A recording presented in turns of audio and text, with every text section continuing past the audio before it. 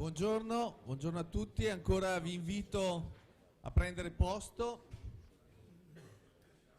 e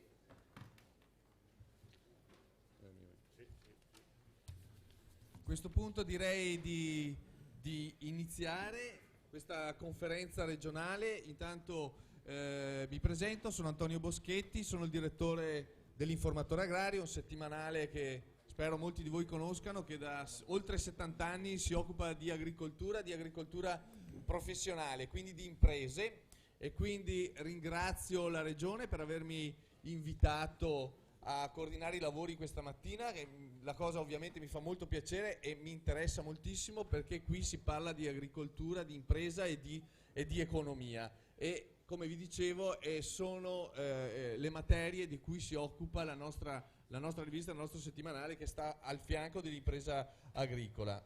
Allora, noi ci siamo incontrati a dicembre scorso, e questa è un po' la conclusione di questo percorso che, vi ricordo, è partito addirittura nel 2018, a maggio se non sbaglio del 2018, con una delibera della Regione che ha istituito proprio il tavolo di lavoro. Ecco, l'obiettivo è quello di formulare una strategia per l'agricoltura veneta da qui ai prossimi anni, per la prossima PAC, quella post 2020. A dicembre scorso ci siamo incontrati proprio per vedere quali sono i presupposti da cui partiamo, i punti di forza e di debolezza delle varie filiere, e come attraverso il PSR la Regione può lavorare per rafforzare ancora di più un'agricoltura, quella veneta, che ormai è leader nazionale in tantissimi settori, in tantissime filiere. Le parole d'ordine ve le ricordo, che sono un po' il driver che guiderà lo sviluppo dell'agricoltura e che guiderà anche la nostra mattinata di lavori. Sono l'innovazione, la competitività, la sostenibilità, a cui dobbiamo dare un peso sempre più rilevante, e lo sviluppo locale, quindi l'agricoltura legata ai territori e motore di sviluppo dei territori. A questo punto io lancerei il saluto del Presidente della Regione, Luca Zaia. Il Governatore purtroppo non è potuto essere presente, perché attualmente, in questo momento è col Ministro delle Infrastrutture Toninelli per l'inaugurazione di un'importante, sottolineerei importante, infrastruttura per il Veneto, e poi deve partire subito per andare a Losanna per la questione delle Olimpiadi, un altro appuntamento importante per la nostra regione, che può dare che può essere volano di sviluppo e di crescita anche per il turismo rurale e per l'agricoltura. Ecco, quindi chiedo alla regia di mandare il video del Governatore, il saluto di Luca Zaia, che ovviamente è come se fosse qui con noi, ha molto a cuore, come ben sapete, l'agricoltura. Un saluto a tutti i partecipanti di questo convegno. Purtroppo me l'ero segnato, ma non sono presente, non posso esserci, perché siamo convocati, come voi sapete, in quel di Losanna per le Olimpiadi. Speriamo di portarle a casa queste Olimpiadi. Saranno 3 giorni, dal 21 al 24, importanti, 3 giorni fondamentali per il successo di questo progetto. Olimpiadi per noi significa portare a casa un grande evento mondiale, le Olimpiadi invernali, e portare a casa anche un assegno, verrà staccato un assegno di 980 milioni di dollari a favore delle località che avranno le Olimpiadi. Ve lo dico perché le Olimpiadi comunque porteranno ricaduta anche in quello che è il comparto agricolo e la promozione dei prodotti tipici da un lato e dei territori. Ringrazio tutti per essere presenti, ringrazio i tanti operatori, i tecnici, insomma tutti quelli che si occupano di agricoltura. L'agricoltura è un'industria importante in Veneto, sono 350 prodotti tipici, 6 miliardi di PIL e soprattutto un grande biglietto da visita. Se non ci fossero i nostri agricoltori bisognerebbe inventarli. Quindi avanti tutta, sappiate che la Regione è sempre al vostro fianco, e finché ci sarò io, finché ci sarà questa amministrazione, l'assessore PAN, insomma tutti noi, state tranquilli, perché comunque il presidio c'è e vogliamo fare questo percorso ancora per molto tempo a fianco a voi.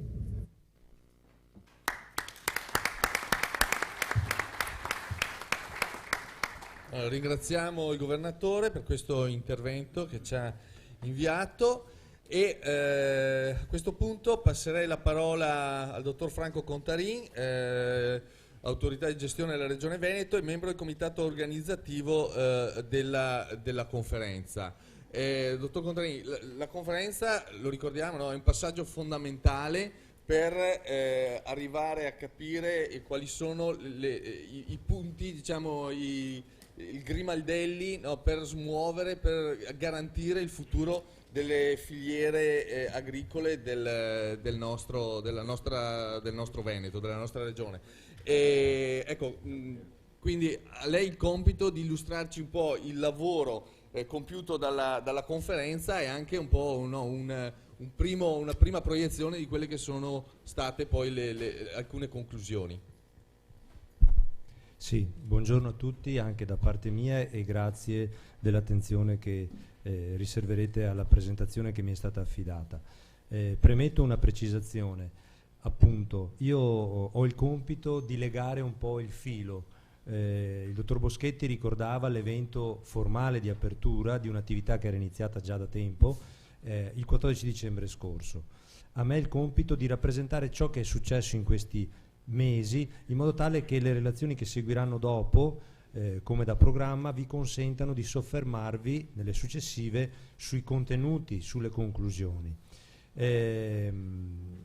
A me è affidato quindi, vedete, una descrizione veloce, cercherò di essere sintetico ma chiaro ed efficace sul percorso compiuto, le attese che hanno motivato questo percorso, gli esiti della consultazione online, che in questo percorso di conferenza è stato il cuore nevralgico, e prefigurare dal punto di vista, diciamo così, della scatola chiusa quelli che sono i risultati che poi invece vi verranno ampiamente e in maniera dotta e completa spiegati.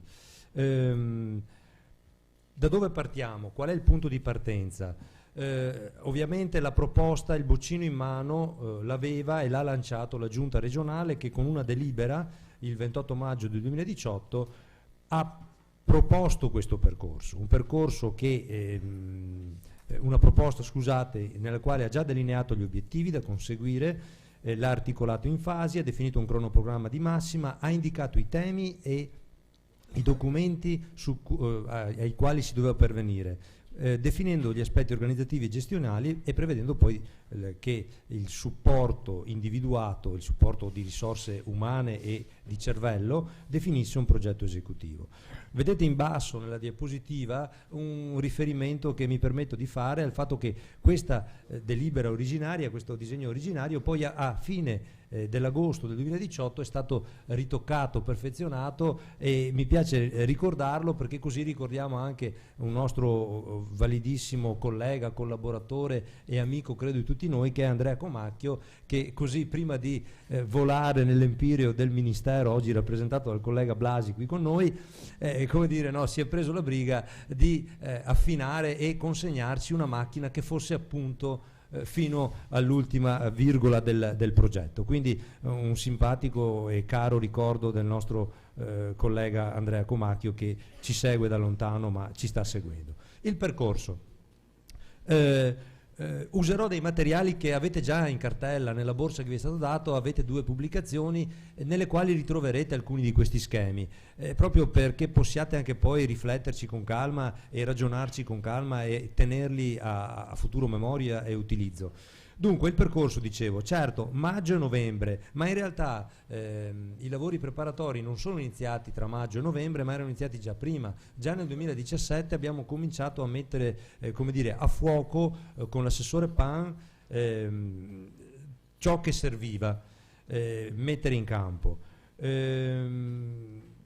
Cosa ci serviva? Ci serviva un rapporto di analisi, no, che consentisse di focalizzare i temi del nostro vissuto rurale veneto, agroalimentare, agricolo, articolati poi su alcuni temi che vedremo. A dicembre abbiamo avuto la formalizzazione, il lancio con l'incontro del 14 di dicembre e subito dopo, tutto gennaio, il momento di riflessione condivisa della consultazione online.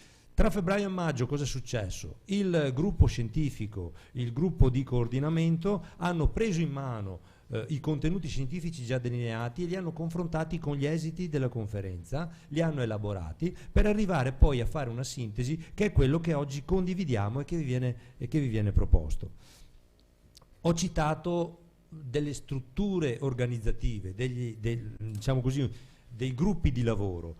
Vediamoli un attimo in particolare. Erano già definiti nella delibera del 2018, la delibera numero 738 che l'assessore Pan ha proposto e ha portato in approvazione alla giunta regionale. Questa prevede in sostanza cose che già sapete, sarò velocissimo. Il nostro coordinatore generale, che è il collega Gianluca Fregolent, affiancato e presiede ed è affiancato da un comitato organizzativo nel quale siede il sottoscritto, il collega Alberto Zannol e altri componenti, un coordinatore scientifico che è alla mia destra, il professor Andrea Povellato, il direttore di Veneto Agricoltura, il direttore di Avepa, i rappresentanti del tavolo verde. Un nucleo particolare dentro al comitato organizzativo è rappresentato, a supporto, scusate, del comitato organizzativo, è rappresentato dal coordinamento scientifico, lo chiamiamo così, che ha un suo coordinatore che ho citato, ed è composto dai rappresentanti, dei cosiddetti rapporteur delle università di Padova, l'Università di Venezia e l'Università di Verona, che costituiscono il team scientifico, lo staff scientifico che è stato di fatto, diciamo così, il motore che ha guidato il processo e che l'ha svolto secondo le indicazioni del partenariato, secondo le indicazioni della Regione. La Regione ha messo in campo, sempre nell'ambito del coordinamento scientifico, una rete, un gruppo di 5 o 6, scusate non ricordo esattamente il numero, referenti regionali, che sono i direttori delle unità organizzative che hanno le competenze specifiche sulle varie materie che vengono toccate e che costituiscono i contenuti, gli argomenti trattati e discussi dalla conferenza. Eccoli qua, i temi. Quali erano i temi? Li ricordo perché sono materia su cui abbiamo già discusso, su cui comunque avete preso visione e già sui quali avete ascoltato le relazioni di dicembre. L'innovazione, il trasferimento delle conoscenze, i sistemi di gestione, i sistemi informativi, il ricambio generazionale, la competitività, l'organizzazione della produzione, l'integrazione delle filiere agroalimentari, la valorizzazione, forme innovative di sostegno, strumenti finanziari, la sostenibilità ambientale, l'adattamento e la mitigazione ai cambiamenti climatici, l'uso del suolo e dell'acqua, la biodiversità, lo sviluppo locale delle zone montane, le filiere forestali, le aree protette. Questi i temi originari. Dunque, citavo il progetto iniziale, la delibera. Quali sono i documenti su cui abbiamo fatto gli esercizi e soprattutto quelli che oggi vengono presentati e che costituiscono una base di riferimento di partenza per le politiche dei prossimi anni fino al 2030? Le relazioni iniziali, strutturate per tema, dicevo, l'ho chiamato il cuore, non saprei come appellarlo per far capire l'importanza che ha avuto la consultazione guidata online. Le schede informative non sono altro che strumenti di analisi a supporto, è una batteria di una settantina di schede, la relazione finale che oggi viene lanciata e soprattutto il distillato della relazione finale, cioè le conclusioni, le proposte per il futuro che stanno nel documento conclusivo che contiene appunto le priorità, la strategia che è l'agricoltura veneta verso il 2030 e che avete in cartella. La delibera dava questo compito, questi compiti alla conferenza, o meglio, prefigurava questi obiettivi che voleva conseguire attraverso il metodo della conferenza. L'obiettivo principale è delineare e condividere con il maggior numero di portatori di interesse e rappresentanti del settore, agricoltori, associazioni di produttori, soggetti pubblici, associazioni di consumatori, dell'ambiente, eccetera, le priorità strategiche dell'azione regionale in grado di orientare e prefigurare le dinamiche di sviluppo del sistema agricolo e rurale veneto nel medio periodo. Le leggo perché questo è il mandato, questo è scritto in quella delibera, questo è il motivo per cui siamo stati chiamati a raccolta. Questo processo parte da zero? No, non parte da zero, non siamo in una landa desolata, non siamo all'indomani del secondo conflitto mondiale, siamo nel 2017 quando cominciamo a pensare queste cose, siamo nel 2018 quando lo staff scientifico le sviluppa, siamo nel 2019 quando condividiamo le conclusioni di questo processo. Quindi ci innestiamo questa riflessione su una realtà, lo citava Boschetti, di un settore agroalimentare, agricolo, rurale del Veneto che è ai vertici, mi sento di dire, europei e internazionali. Lo citerà, lo dirà, lo spiegherà bene l'assessore, quindi da qui partiamo, su questo ci innestiamo, non siamo a zero. È importante questa consapevolezza perché motiva il fatto, lo vedrete, lo spiegherà poi con dovizia scientifica Andrea Povellato, che cerchiamo di andare di fino, ok? Cerchiamo di orientare le politiche sul fino.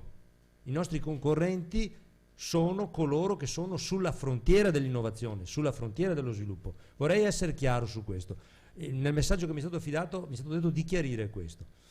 Dunque, la conferenza che fa? La conferenza regionale dell'agricoltura e dello sviluppo rurale viene programmata allo scopo di definire e condividere le priorità strategiche in grado di orientare e prefigurare le dinamiche di sviluppo del sistema agricolo e rurale veneto nel medio periodo, nel contesto delle prospettive delineate a livello comunitario e nazionale per la PAC post 2020, ma anche in riferimento al programma di governo della regione. Non perdiamo di vista il fatto che questo esercizio non trova la sua ragion d'essere solo nella definizione della PAC 21-27, che ovviamente è la politica anche per il Veneto di riferimento, ma di ogni sforzo, di ogni azione che verrà messa in moto a livello regionale.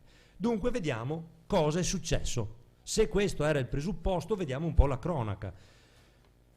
Chi è stato invitato a partecipare e chi si è autoinvitato, nel senso che poi abbiamo divulgato, qualora qualcuno non fosse stato in indirizzo originariamente, potesse alzare la mano e essere integrato. 311 rappresentanze, in nome di tutto il partenariato rurale del Veneto. Abbiamo dentro una forte rappresentanza agricola, ma abbiamo anche quella ambientale, quella dei consumatori, dei sindacati dei lavoratori delle filiere agroalimentari. Abbiamo gli enti locali, abbiamo gli industriali, abbiamo gli artigiani, ok? A tutto tondo.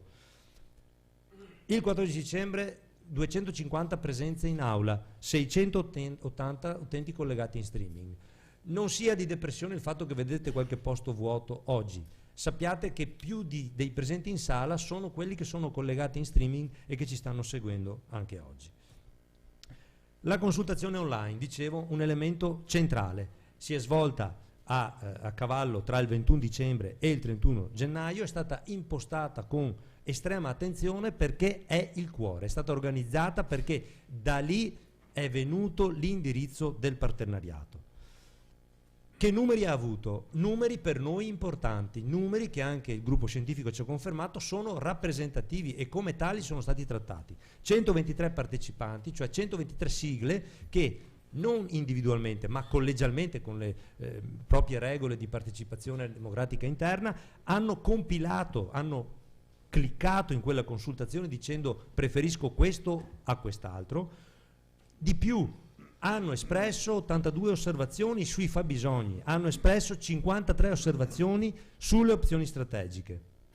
La rappresentatività statistica la trovate nel documento che avete in cartella. Io cito qui i 123 sono così articolati: 98 in rappresentanza più o meno diretta del settore agricolo, quindi del settore proprio degli agricoltori, non sono solo associazioni agricole ma sono anche organizzazioni, sono anche consorzi di tutela.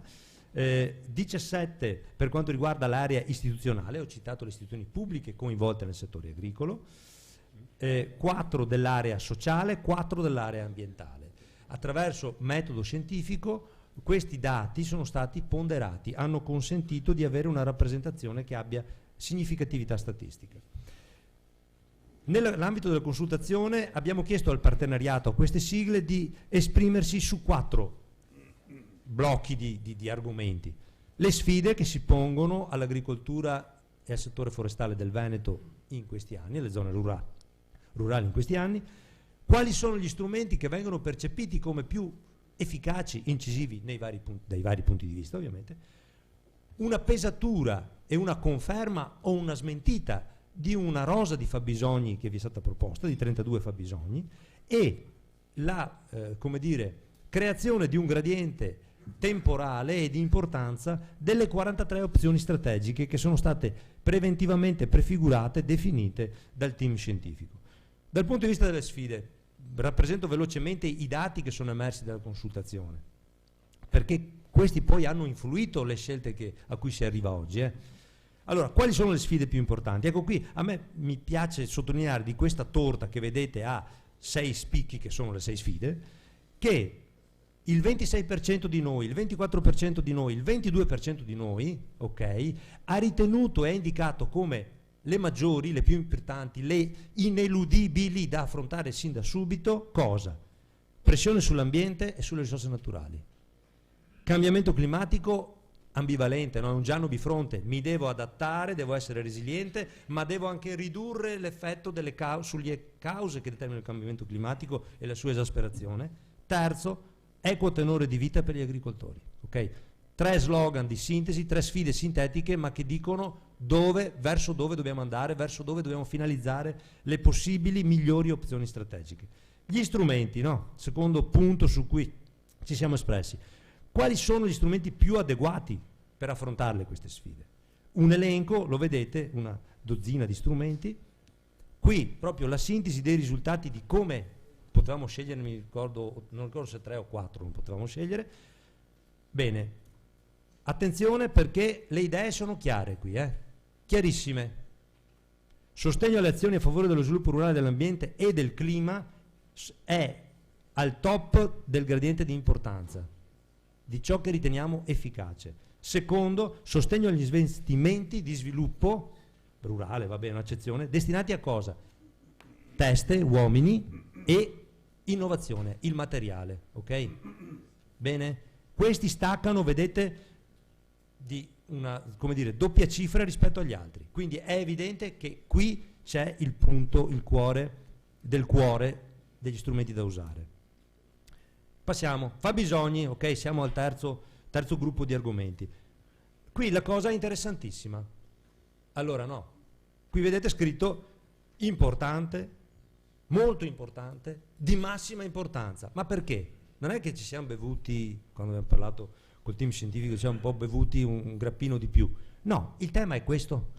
Sappiate che si poteva dire per me questo è importante, per me questo è abbastanza importante, per me è poco importante, non è per niente importante. Bene, sappiate che nessuno dei fabbisogni ha avuto meno del 66% delle preferenze sommando importante e abbastanza importante. Cosa vuol dire? Che abbiamo avuto la piena conferma di tutti e 32 i fabbisogni. Per questo partiamo da questo è importante. Non potevamo partire da dire non è importante, perché, ripeto, il minore è stato votato per il 66% di noi.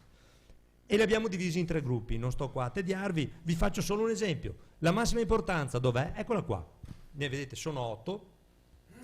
Giovani, ricambio generazionale. Efficiente utilizzo dell'acqua. Livello di competenza degli agricoltori. Tutela dalle calamità naturali e dagli eventi catastrofici. Miglioramento della redditività. Innovazione, differenziazione di prodotto, logistica, forme di commercializzazione nuove, salvaguardia geologica, protezione, qualità e struttura dei suoli agricoli e forestali, migliorare lo stato chimico e ecologico delle risorse idriche e salvaguardare i terreni agricoli da possibili fenomeni di contaminazione. Beh, credo di non dover dire nulla, perché qualsiasi parola io possa aggiungere rovina la chiarezza che il partenariato ci ha consegnato, ok? Salto gli altri 2. Le osservazioni, e qua dobbiamo capirci. Perché non siamo a fare accademia, siamo a condividere tra persone che hanno le mani sporche e i piedi infangati dove vogliamo andare fino al 2030. Quindi ci siamo presi la briga di leggere ogni osservazione, perché era dovuto, perché noi lavoriamo per voi. E quindi cosa ne esce? Bene, 42 partner hanno osservato i fabbisogni, 82 osservazioni. Lette una a una, non abbiamo modificato i fabbisogni. Ma perché? Perché 67 osservazioni dicevano, sottolineavano, è vero, mi ci ritrovo sul fabbisogno, però secondo me andrebbe sottolineato di più questo. Mi ci ritrovo nel fabbisogno, ma forse ho letto distrattamente che quello che sto dicendo e chiedendo di rimarcare è in un altro fabbisogno. 2 osservazioni parlavano di opzioni strategiche e quindi erano non pertinenti. 13 osservazioni parlavano, ad esempio, dell'ubicazione di temi nevralgici importantissimi, ma che travalicano la conferenza, sono un tema generale, li porteremo sui tavoli generali. Pensate, fare educazione civica. Ci siamo, è doveroso, non è forse un tema specifico della conferenza. Ecco i motivi per cui non abbiamo messo mano ai fabbisogni se non per correggere gli errori. Perché? Perché altrimenti da 32 fabbisogni, da una visione sintetica, dovevamo arrivare, per seguire questo, a 32 più 82, 114 fabbisogni. A quel punto lì è una babele, non riusciamo più a essere incisivi, a muoverci.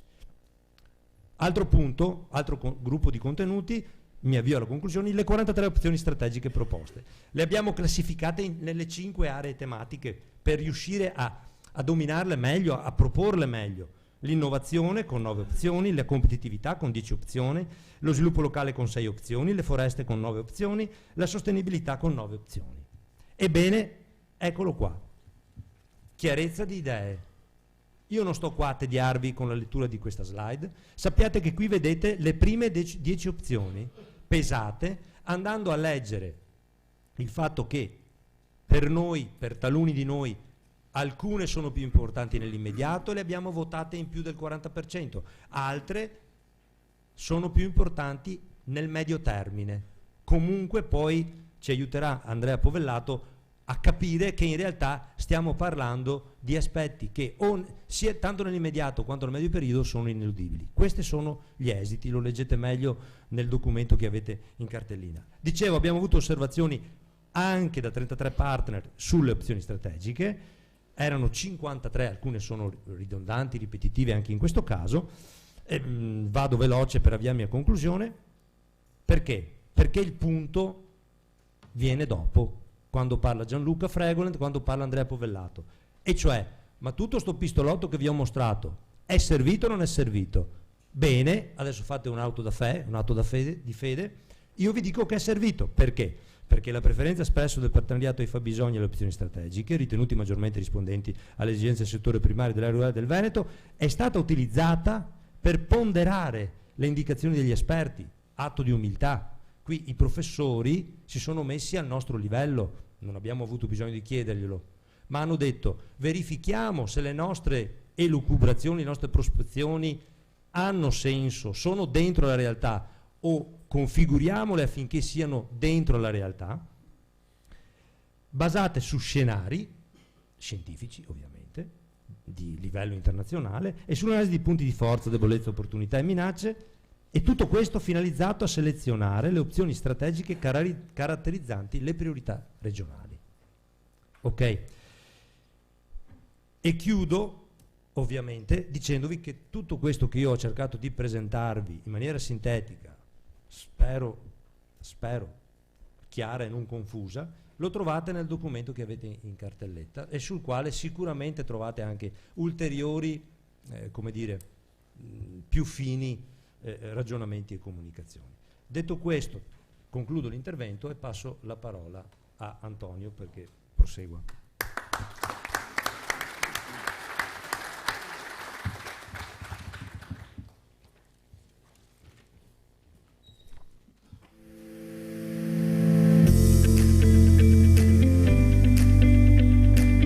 Un settore in evoluzione, un comparto fondamentale per l'economia regionale. L'agricoltura veneta guarda al futuro e definisce gli obiettivi per uno sviluppo equilibrato e sostenibile. Il percorso che ha portato alla conferenza regionale è partito dalle 5 aree tematiche che hanno guidato la fase di analisi iniziale. Dal loro approfondimento sono stati individuati 32 fabbisogni regionali e 43 opzioni strategiche. Lo step successivo è stato il confronto con i protagonisti del sistema agricolo e dello sviluppo rurale. 123 partner hanno partecipato attivamente alla valutazione dei fabbisogni e alla definizione delle priorità regionali. La Regione presenta una strategia in linea con l'Agenda 2030 e gli obiettivi della politica agricola europea. Nuove sfide, nuove prospettive, per un unico obiettivo: lo sviluppo sostenibile del sistema agricolo e rurale del Veneto.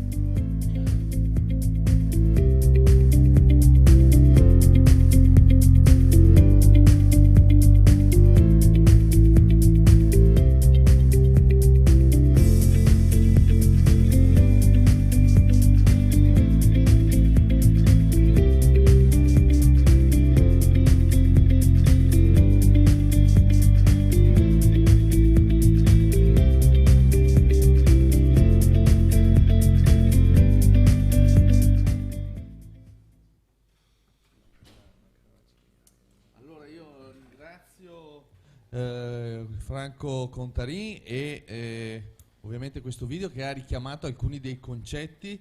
Abbandono il copione per qualche secondo e mi perdoneranno i colleghi che hanno aiutato, perché io vorrei Guardate, vorrei richiamare alcuni concetti che l'amico Franco vi ha esposto, perché credo che ci siano almeno due aspetti veramente che vanno sottolineati, cioè lo sforzo che sta facendo la Regione per programmare lo sviluppo della nostra agricoltura partendo dall'ascolto dei fabbisogni, partendo dall'ascolto dei partner e validando poi il modello che è uscito fuori dai nostri accademici, no, che da sempre affiancano la Regione per aiutarla a interpretare quello che sono appunto i driver dello sviluppo. Ecco, questo confronto tra i modelli accademici e quanto è emerso invece dal partenariato credo che sia una strategia che andrebbe estesa un po' a tutte le regioni d'Italia. Credo che siamo proprio di fronte a una punta di diamante in termini di volontà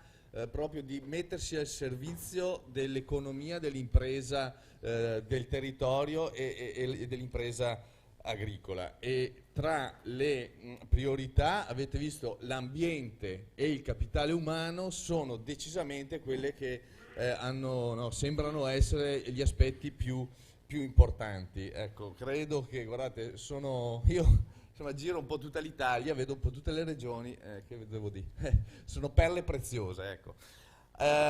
Detto questo, ritorno al copione, quindi, ma ve l'ha già detto anche Franco Contarin, nella kit che vi è stato consegnato c'è una brochure che spiega bene i risultati della consultazione online, quelli che abbiamo visto anche nelle slide, e oltre al documento l'agricoltura veneta verso il 2030. Trovate inoltre, salutiamo l'assessore, benvenuto assessore, grazie. Trovate anche un questionario di gradimento che vi prego di prendervi la briga di compilare, perché aiuta, come ha aiutato la consultazione online, aiuta a capire la bontà delle attività che stiamo organizzando anche in termini di divulgazione poi di queste strategie e di quello che sarà poi il PSR. A questo punto ho parlato troppo, quindi lascio subito la parola a Gianluca Fregolent. Gianluca Fregolent, direttore della direzione agroambientale caccia e pesca della Regione Veneto e coordinatore generale della conferenza. A Gianluca un po' ci spetta il compito di spiegarci quali sono allora le strategie che l'agricoltura veneta dovrà seguire per affrontare il futuro, e poi soprattutto, ecco, quali sono gli obiettivi e la valenza di questo, in qualità di coordinatore, quali sono gli obiettivi e la valenza della conferenza e del documento che è scaturito dalla conferenza. Buongiorno a tutti, cercherò di riuscire ad essere anch'io come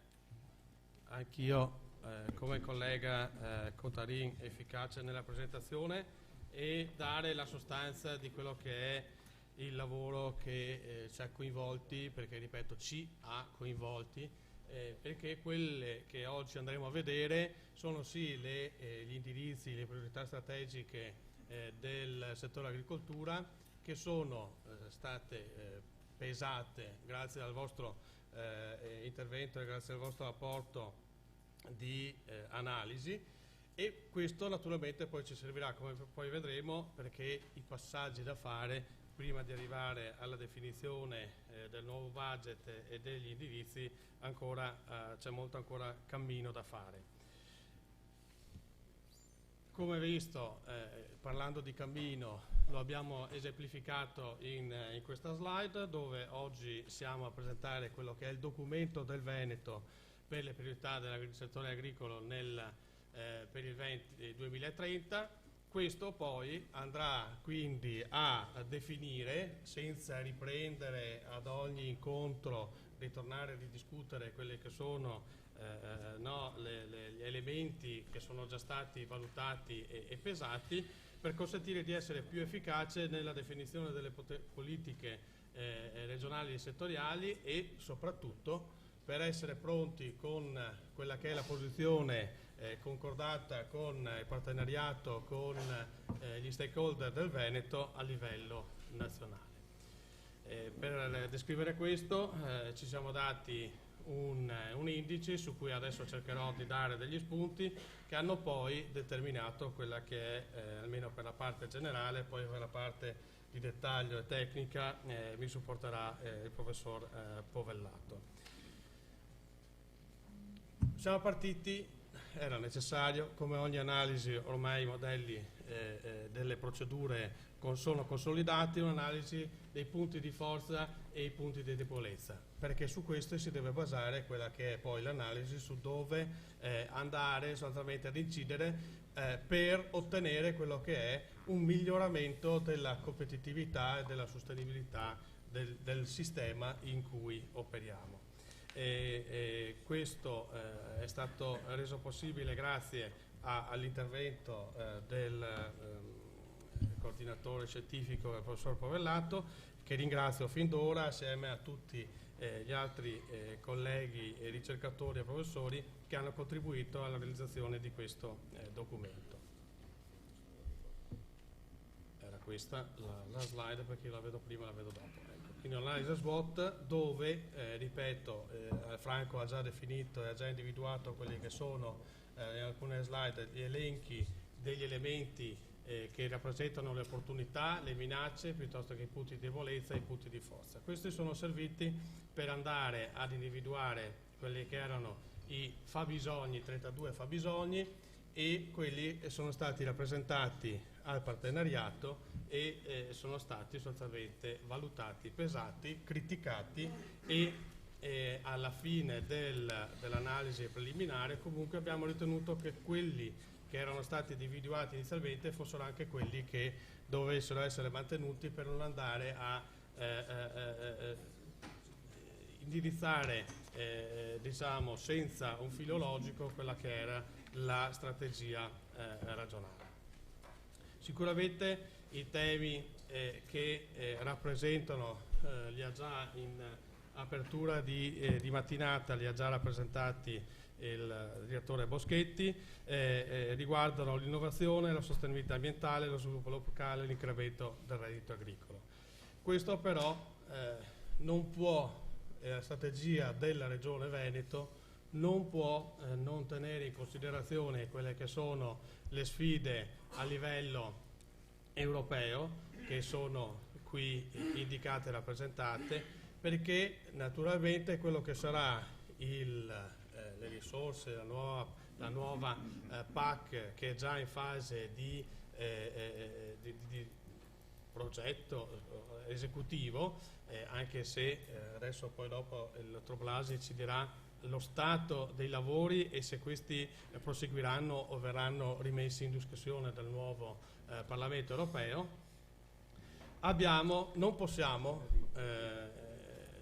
non tenere in considerazione quelli che sono già indicati come obiettivi specifici a livello della programmazione PAC 2021-2027, con il relativo obiettivo trasversale che sottostà a tutto l'impianto relativo a promuovere e condividere conoscenze, innovazione e processi di digitalizzazione in agricoltura e nelle aree rurali.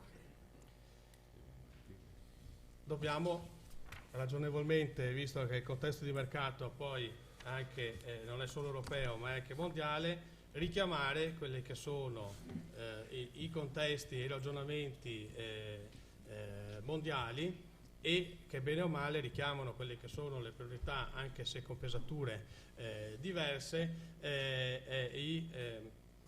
gli obiettivi di sostenibilità della comunità europea. Questo nel dettaglio l'ONU si è data 17 obiettivi, ma soprattutto si è data una pesatura. Cioè non è più un fatto di indicare delle vie, ma alla fine della via viene dato anche un traguardo che deve essere raggiunto, con delle pesature, con delle quindi valutazione e delle analisi che poi devono corrispondere a delle variazioni di tendenza. Qui non mi soffermo sugli aspetti del cambiamento climatico, della qualità della vita, della sostenibilità sociale, economica e ambientale, e quelli che sono i concetti di consumo responsabile piuttosto della riduzione della povertà che qui vedete richiamati. La conclusione della presentazione di Contarin indicava che alla fine dell'analisi del partenariato sono state individuate le 10 priorità.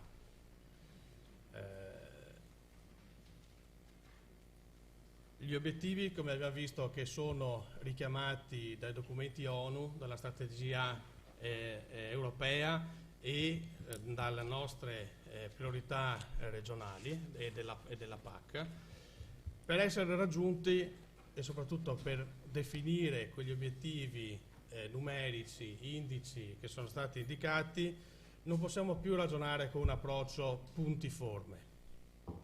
Per raggiungere gli obiettivi e degli obiettivi che siano misurabili abbiamo la necessità di definire delle strategie di area vasta, delle strategie che interessino sostanzialmente più aree tematiche, non solo quindi un approccio legato all'agricoltura, ma dovremo ragionare assieme ai colleghi e far sapere quali sono le nostre priorità anche ai colleghi del territorio, dell'ambiente e comunque sicuramente a tutta la struttura regionale, perché le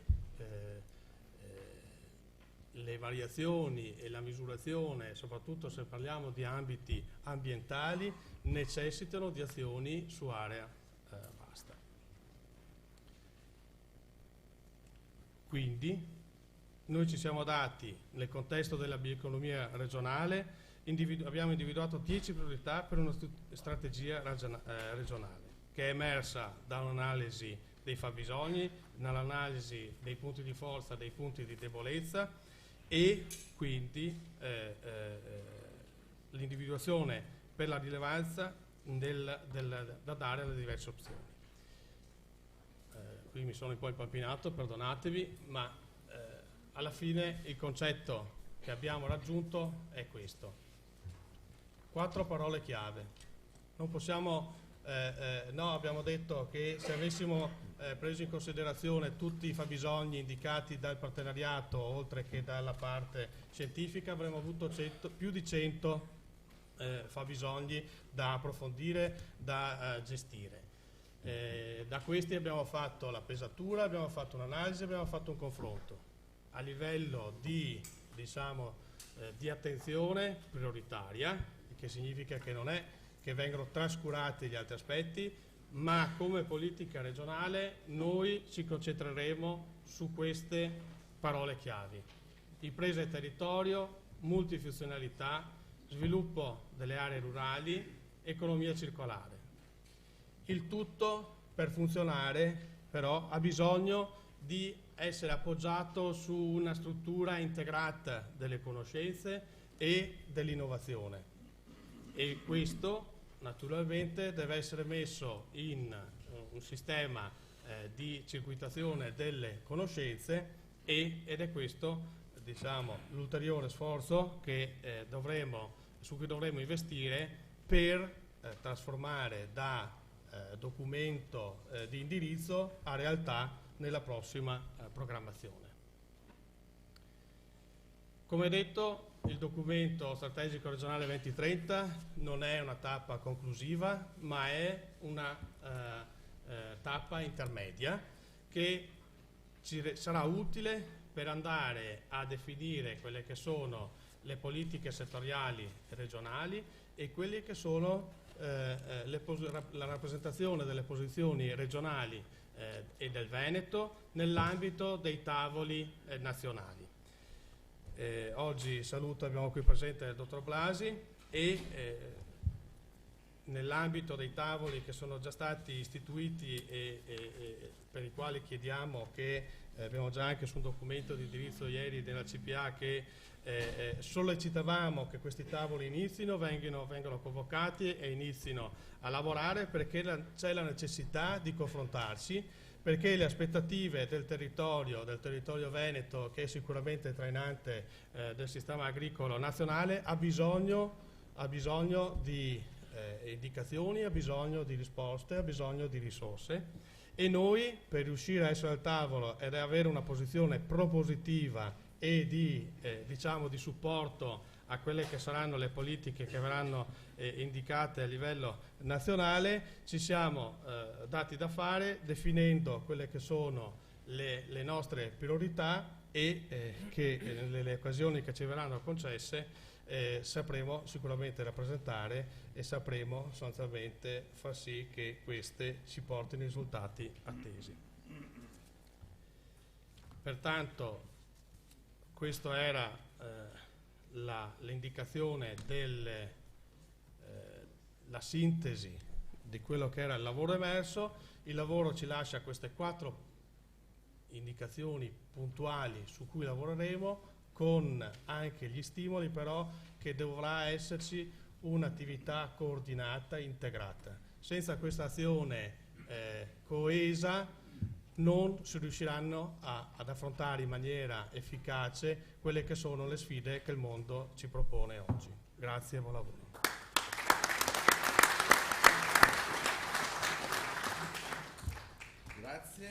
Grazie a Gianluca Fregolent. Chiarissimo queste 4 strategie, no? Dove si impernieranno le strategie: imprese e territorio, multifunzione, sviluppo delle aree rurali ed economia circolare. E su questo colgo l'occasione per salutare il vicepresidente della commissione consigliare della Regione Veneto, Graziano Azzalin, che è qui con noi, perché nella commissione voi sapete che si parla non solo di agricoltura, no? Ma anche di turismo, di caccia, pesca, e quindi è proprio questa integrazione alla quale accennava anche Gianluca. Gianluca, tra l'altro, ha detto anche lui 2 paroline che mi sono rimaste, mi sono conficcate nel cervello, cioè conoscenze, struttura integrata delle conoscenze e capitale umano. Io, scusate, ma voglio tornare su questa cosa, perché i fattori della competitività per noi oggi sono questi: non sono le dimensioni, non sono i costi di produzione, sono la struttura integrata delle conoscenze e il capitale umano che è in grado di sviluppare queste conoscenze.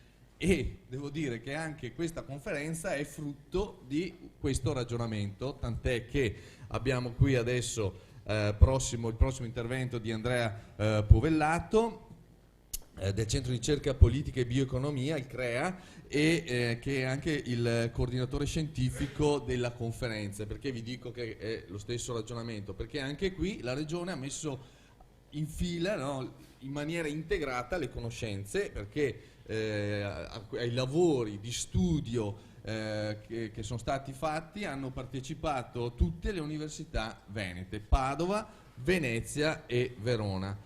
A questo punto, Andrea, a te l'onere e l'onore di raccontarci non solo l'approccio metodologico, no, e tutti i passaggi che sono stati fatti nei vari studi, nell'interpretazione della realtà, per capire nel contesto regionale, ma ancora di più globale, dove dobbiamo andare. Ma ecco, ci aspettiamo da te finalmente l'individuazione di queste opzioni strategiche.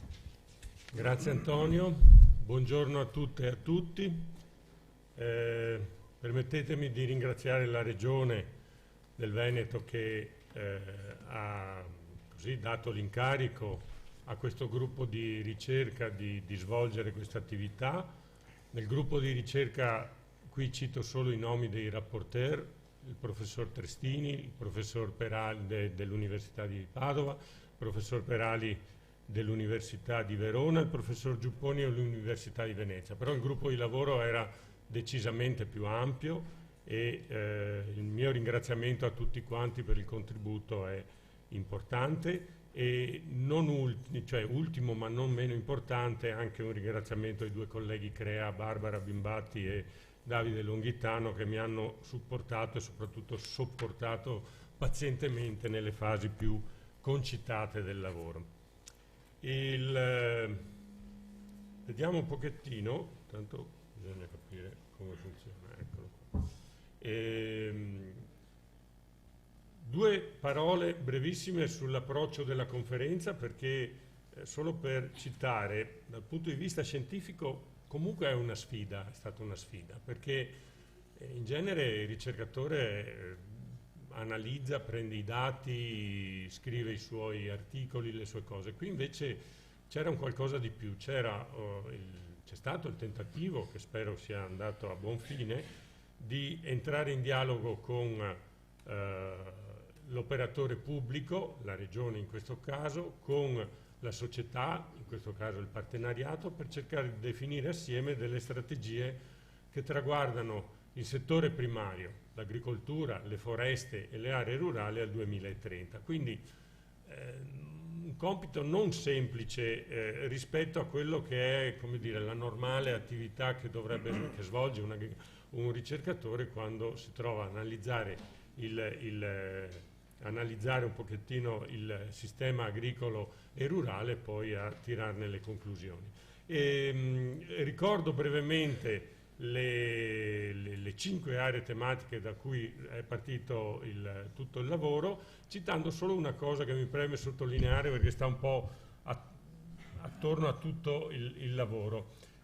Se avessi scelto come parola chiave, cioè col senno di poi, se avessi dovuto scegliere la parola chiave, non avrei scelto sostenibilità in questo caso, perché la si relega all'aspetto ambientale, quanto piuttosto avrei scelto una parola più ambientale, lasciando il termine sostenibilità come un atteggiamento di fondo che ci deve guidare nelle scelte sia di carattere pubblico ma anche private, dove le 3 dimensioni, quella economica, quella sociale e quella ambientale, hanno tutte e 3 estrema rilevanza e non possono essere perseguite una senza dimenticando dell'altra. E per forza di cose questo porta a dei compromessi che sono il sale, se vogliamo, della politica e delle scelte che devono essere fatte.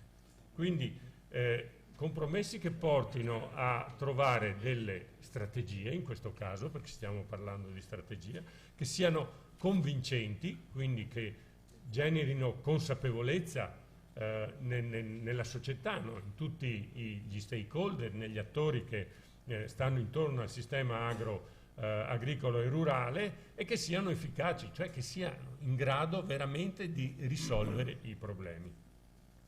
E queste 2 cose ci hanno guidato un po' anche negli aspetti che andremo a vedere più avanti. Dovete scusarmi, questo è un flusso delle attività piuttosto complicato, nel senso che ho cercato di mettere qua dentro tutto. Ho individuato 5 fasi diverse, le vediamo velocemente una a uno e poi prenderemo in esame alcuni di questi. Come diceva prima Franco Contarin, non partiamo dal nulla, ma l'inizio di tutto il percorso risale addirittura a un progetto precedente che è sempre stato finanziato dalla Regione Veneto attraverso Veneto Agricoltura e che ha visto lo stesso gruppo di ricerca ragionare intorno ai possibili scenari futuri. E questo è stato un punto di partenza importante per le attività che sono venute dopo. La seconda è la valutazione multicriteria fatta da esperti sull'efficacia delle opzioni che sono state individuate, quindi efficacia vuol dire capacità di risolvere i problemi, e di questo in parte, dopo vedremo, ne abbiamo già parlato nel seminario di apertura. La terza fase importante su cui ha parlato Franco Contarin è stata la consultazione online, quindi creare condivisione, consapevolezza con gli attori del sistema. La quarta fase è quella di cercare di fare sintesi, vedere quali sono i fabbisogni, identificare le opzioni che sono preferibili, e la quinta poi ovviamente è la definizione delle priorità regionali. Nelle prossime slide vedrete questa specie di stella polare che segue un pochettino questo percorso un po' da tenere a mente. Il primo aspetto è quello appunto degli scenari evolutivi integrati. Qui ci siamo fatti aiutare, diciamo in qualche modo, dal panel di esperti che a livello internazionale, ormai praticamente da quando è nato, da quando è stata impostata la Convenzione sui cambiamenti climatici e poi dal protocollo di Kyoto, segue un po' tutte le questioni relative agli effetti del cambiamento climatico. Voi sapete che ormai più di qualcuno sta cominciando a chiedersi se sia il caso di parlare di cambiamento climatico, di crisi climatica, per enfatizzare nel dovuti termini quello che è una questione che ormai si sta ponendo in modo a volte anche decisamente drammatico. La dico ovviamente in modo molto molto semplice.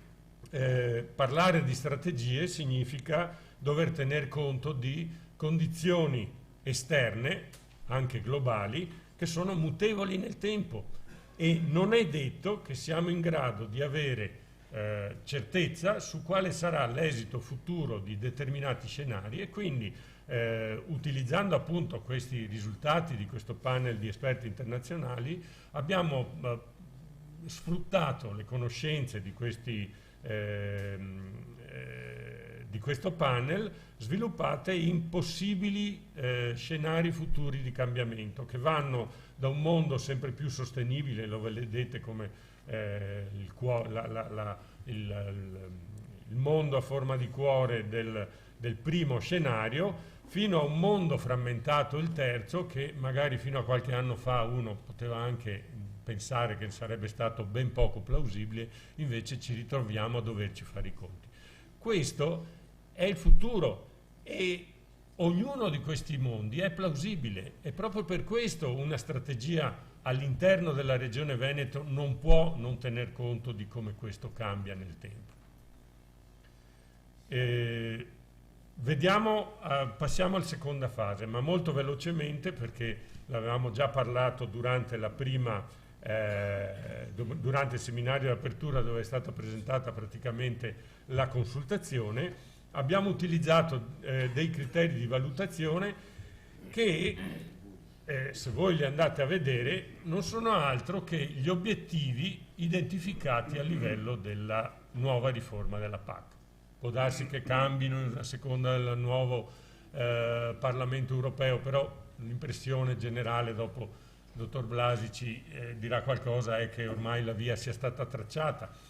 Allora, cosa abbiamo fatto in questo caso? Abbiamo utilizzato questi obiettivi come criteri, cioè ci siamo chiesti in un panel di esperti, in questo caso regionale, ricercatori e funzionari della regione, fino a che punto le 43 opzioni di cui parlava prima Franco Contarin riuscissero a contribuire al raggiungimento di questi obiettivi.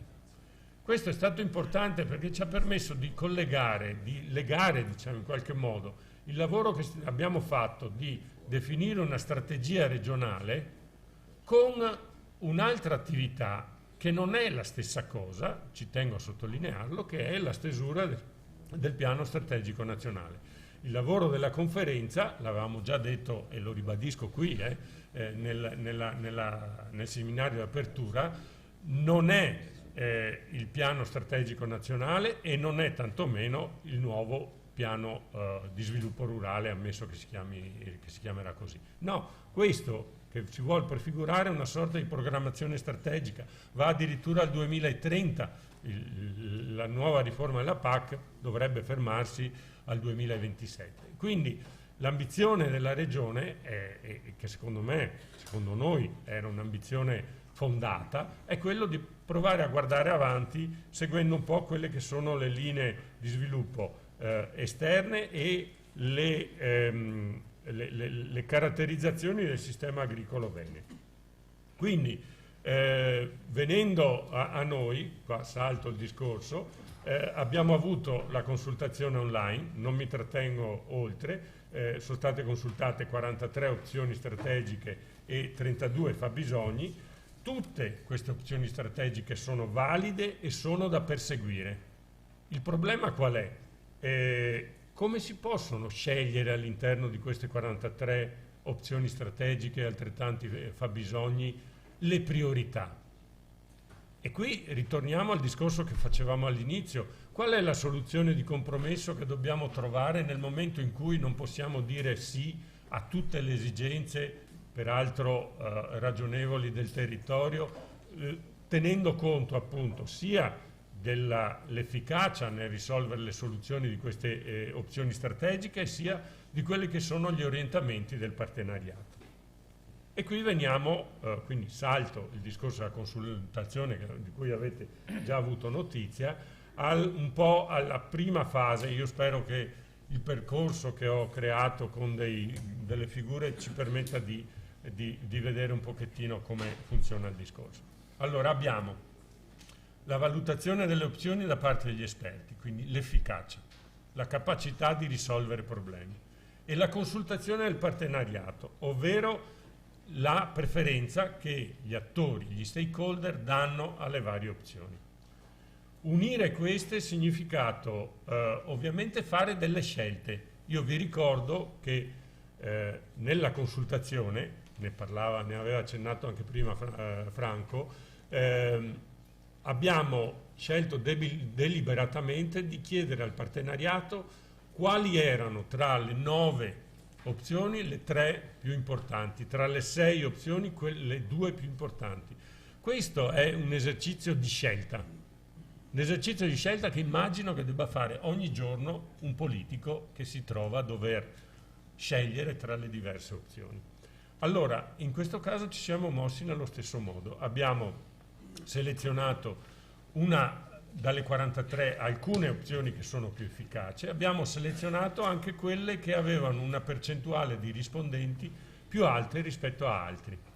A questo punto ne è venuta fuori una selezione, un sottoinsieme di opzioni considerate prioritarie.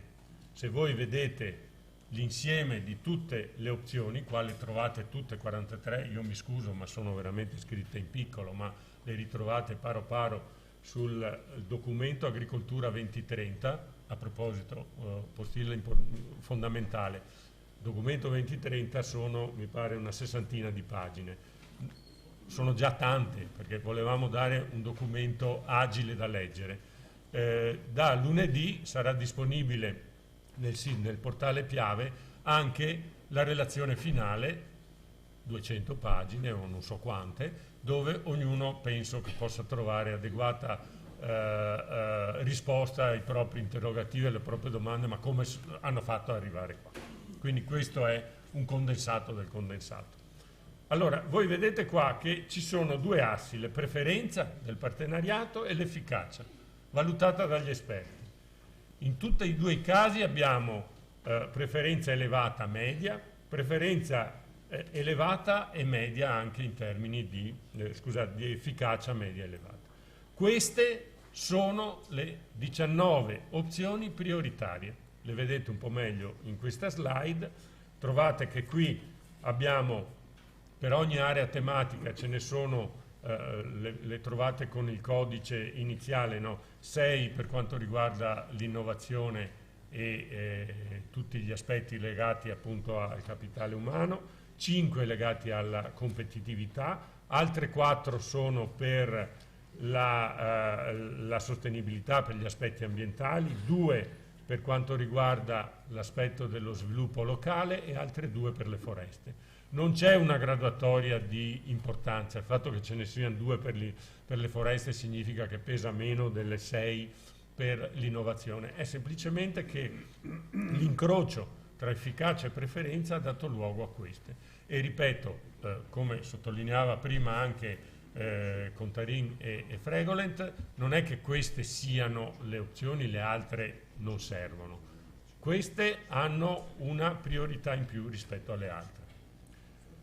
E poi viene il bello, cioè come passare da queste 19 opzioni prioritarie a delle priorità che siano coniugate rispetto agli obiettivi che ha la Regione.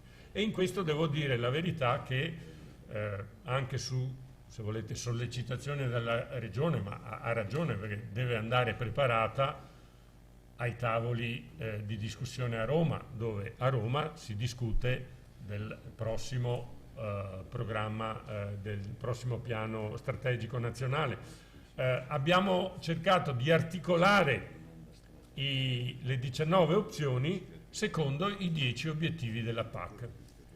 Ed è per questo motivo, utilizzando ovviamente in questo caso i punti di forza e di debolezza del contesto veneto e le minacce e le opportunità degli scenari di cui citavamo prima, siamo, non so se avete notato, la stella ci dice siamo alla quarta fase, quindi ne manca solo una, poi alla fine, per arrivare alla fine della mia presentazione, e utilizzando anche i fabbisogni abbiamo definito le 10 priorità regionali. Quindi il numero 10 non è a caso, non è il decalogo i 10 comandamenti di Mosè, però ovviamente in qualche modo riflette quello che sarà l'azione del governo regionale in termini di nuova riforma della PAC.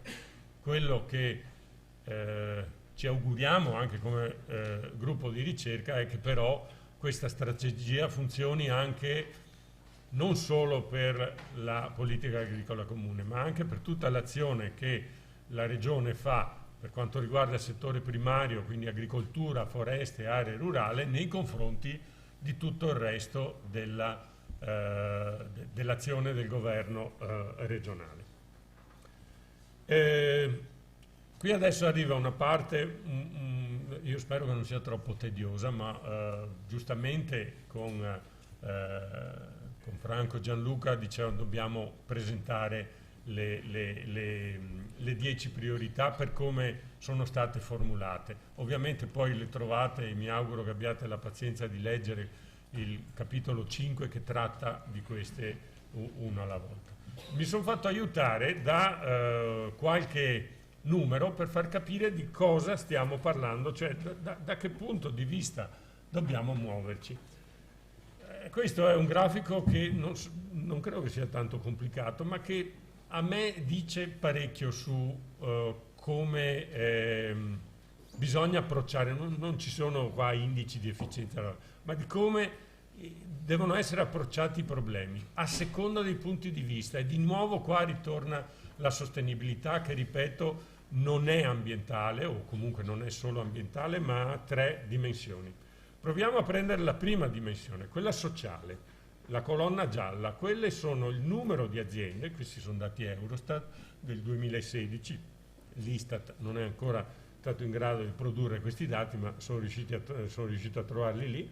Voi vedete che più del 50% delle aziende del Veneto stanno sotto i 15.000 euro di produzione standard. Produzione standard, fate conto, è una specie di fatturato delle imprese o delle aziende. E qua già c'è la prima domanda da farsi, stiamo parlando di cosa? Ecco, perché dico che è un aspetto sociale? Perché dietro a questo 50% di aziende ci stanno tante persone che vivono nelle aree rurali e che rendono vitali queste aree rurali e che danno un significato preciso al fatto di stare nel territorio. L'altro dato è quello, se volete, ambientale, la SAU, no? E è la colonna verde. Allora qui vedete che le stesse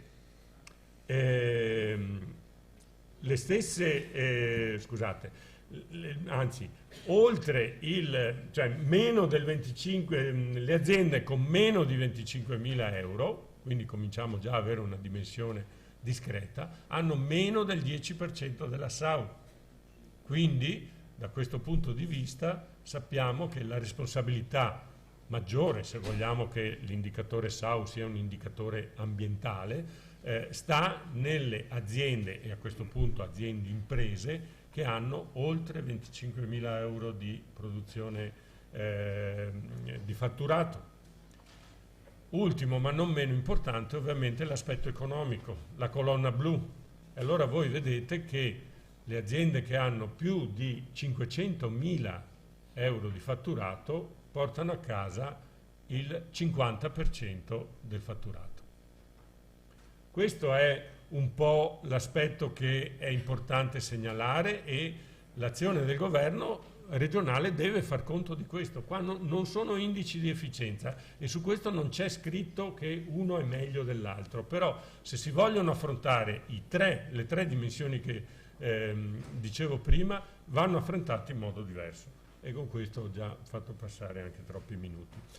Perché l'ho fatto su questo? Perché questo discorso del primo obiettivo della PAC, sostenere un reddito sufficiente per le aziende e la resilienza in tutto il territorio dell'Unione Europea, si coniuga in 3 opzioni prioritarie e in quello che abbiamo condensato come la priorità regionale numero 1, dove ho evidenziato 2 parole chiave: la resilienza del sistema e la multifunzionalità. Io adesso ve li elenco tutti, però abbiate pazienza, non è facile andare di seguito a ragionare su questo, ho l'impressione di tediarvi oltre ogni limite, quindi mi concentro soprattutto sulle priorità regionali, evidenziando quelle che sono le parole chiave. In questo caso, se l'obiettivo dell'Unione Europea è quello di avere un reddito sufficiente e per migliorare appunto la resilienza del territorio e la sicurezza alimentare, questo significa per le aziende del Veneto avere una maggiore integrazione verticale e orizzontale. Questo è un aspetto fondamentale e passa attraverso la valorizzazione dei territori. Di nuovo ritorna il tema della multifunzionalità. Migliorare la posizione degli agricoltori nella catena del valore. Questo è un aspetto fondamentale, perché si porta dietro il discorso annoso ormai del scarso potere contrattuale che il settore agricolo ha, agricolo e anche forestale se volete per certi versi, e in questo caso un modello agroindustriale integrato, che probabilmente è una coniugazione, se volete, di quello che si diceva prima, di integrazione orizzontale e verticale, è importante. E su questo l'attenzione al mercato con azioni di marketing appropriate e efficaci diventa senz'altro un punto molto importante. Ritorno con un ragionamento partendo dai dati. Mi sarebbe piaciuto farlo con tutte queste slide, ma finivamo all'una presentandole tutte. Quindi il quarto obiettivo della PAC è quello dei cambiamenti climatici. Io qua vi ho portato solo 2 numeri. Questo è l'ISPRA, che a parte che evidenzia le emissioni di gas serra misurate in anidride carbonica equivalente delle regioni italiane. Togliamo pure la ciminiera lombarda, incredibile, però subito dopo veniamo noi.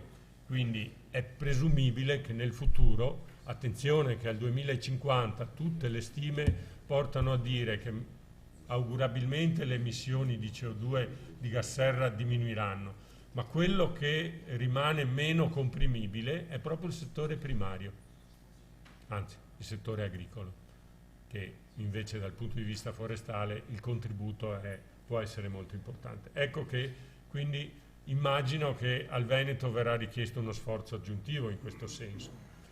Per non parlare di quello che parliamo pure della crisi climatica e di quello che potrebbe avvenire nell'arco dei prossimi 30 anni, per cui vedete l'indice di anomalia termica come passa e come rende la nostra regione, che attualmente ha solo in rosso una parte bassa del Polesine, potrebbe rendere la nostra regione in gran parte in zona rossa, per non parlare purtroppo anche di quello che succederà in altre regioni italiane. Quindi i problemi ci sono e quindi vanno affrontate adeguatamente.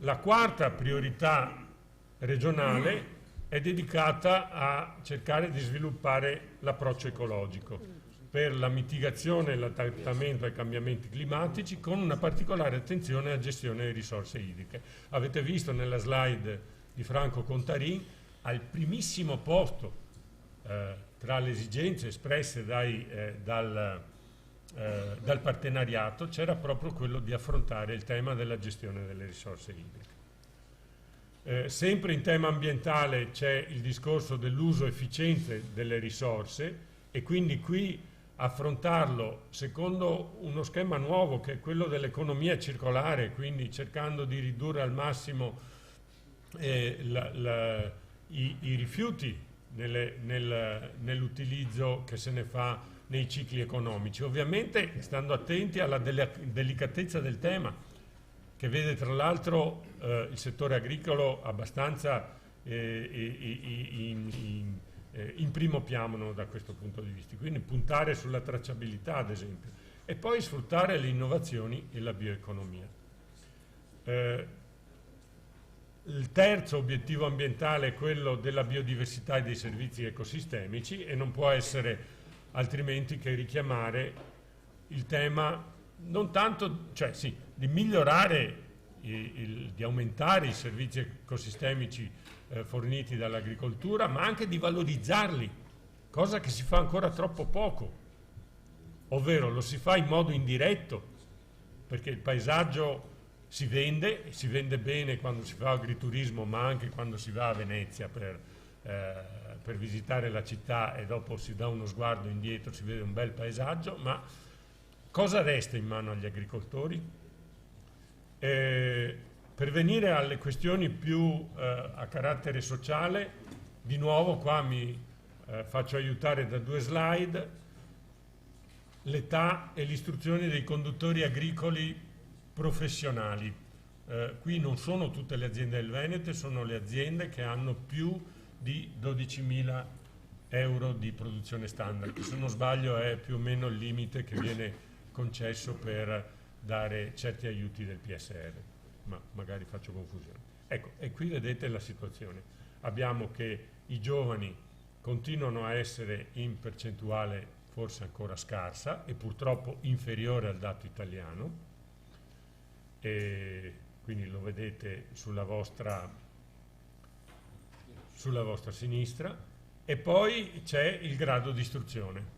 E qui la situazione veneta è un po' migliore rispetto a quella italiana, però vede oltre il 50%. Io qua non ho preso il numero di aziende, attenzione, ho preso la percentuale della SAU, perché gli imprenditori agricoli, numerosi o meno che siano, sono responsabili per quello che fanno sulla superficie agricola, quindi il senso è di misurarlo rispetto alla superficie agricola di cui loro sono responsabili. Bene, il 50% della SAU è gestita da agricoltori senz'altro bravi, ma che hanno un livello di un background di istruzione, che mi auguro che però sia stato sopravanzato adeguatamente dall'esperienza, pari al 50% della SAU. La laurea viaggia un po' meno, un po' più del 10% della SAU. Quindi a questo punto la priorità numero 7 vede il tema principale, che è quello di attirare i giovani agricoltori e facilitare lo sviluppo imprenditoriale. Di nuovo qua diversificare e utilizzare la multifunzionalità nelle aree rurali, perché nelle aree rurali sempre meno si vive solo di agricoltura, ma l'agricoltura è un pezzo importante, ma senza il resto delle attività probabilmente verrebbe meno anche questo. La priorità numero 8 è più dedicata appunto alla crescita nelle aree rurali, allo sviluppo locale, all'occupazione, all'inclusione sociale. In questo caso io penso che vada adeguatamente enfatizzato, oltre che una strategia integrata di sviluppo, quindi che integri anche gli altri strumenti che ci sono a livello locale per sviluppare i territori, ma la parità di accesso a opportunità e risorse, perché senza questo, quindi io qua non sto parlando solo di opportunità e risorse agricole, ma opportunità e risorse che nei limiti dell'azione del governo regionale devono essere resi disponibili alle popolazioni che vivono nelle aree più marginali. Senza di queste è difficile che anche un'attività agricola, pur conveniente, pur profittevole, possa rimanere. Un giovane che si guarda attorno e trova il deserto probabilmente dice: ok, riesco ad avere un buon reddito, ma la vita non è fatta solo di lavoro. E la priorità numero 9 è legata a esigenze della società in materia di alimentazione e salute, al benessere degli animali. Allora qui di nuovo torna il tema dell'agroecologia. Agroecologia significa anche agricoltura biologica, parliamoci chiaro, non è?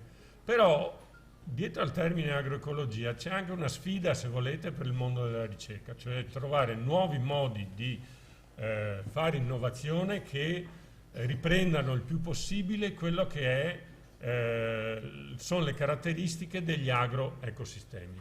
Un concetto non nuovo, perché sono da anni che anche l'agronomia lo porta avanti, però fa fatica a trovare implementazione pratica. E veniamo all'ultima, che è quella della rete, promuovere e condividere le conoscenze. Qui la rete integrata regionale è un tema all'ordine del giorno, e su questo l'enfasi che abbiamo voluto porre è alle piccole e medie imprese agricole e forestali. Perché? Perché in realtà l'innovazione, anche se non ci fosse la regione, andrà avanti lo stesso, però andrà avanti per le realtà, vuoi territoriali, vuoi aziendali, imprenditoriali, che ce la fanno già da soli a prenderle queste innovazioni. Il problema è per le altre realtà, sia territoriali che aziendali, quindi piccole e medie imprese che abbiano una innovazione tagliata su misura. E su questo io credo che non si possa non ricordare che il Veneto ha un punto di forza importante, perlomeno rispetto a tante altre regioni, nel senso che piuttosto che chiudere quello che una volta era l'ente di sviluppo agricolo del Veneto, ha mantenuto Veneto Agricoltura, e quindi in realtà di nuovo qui non stiamo partendo da zero, ma ci sarebbe la possibilità di trovare in Veneto Agricoltura perlomeno un centro coordinatore, se non un catalizzatore, delle attività a favore delle imprese agricole e forestali del Veneto.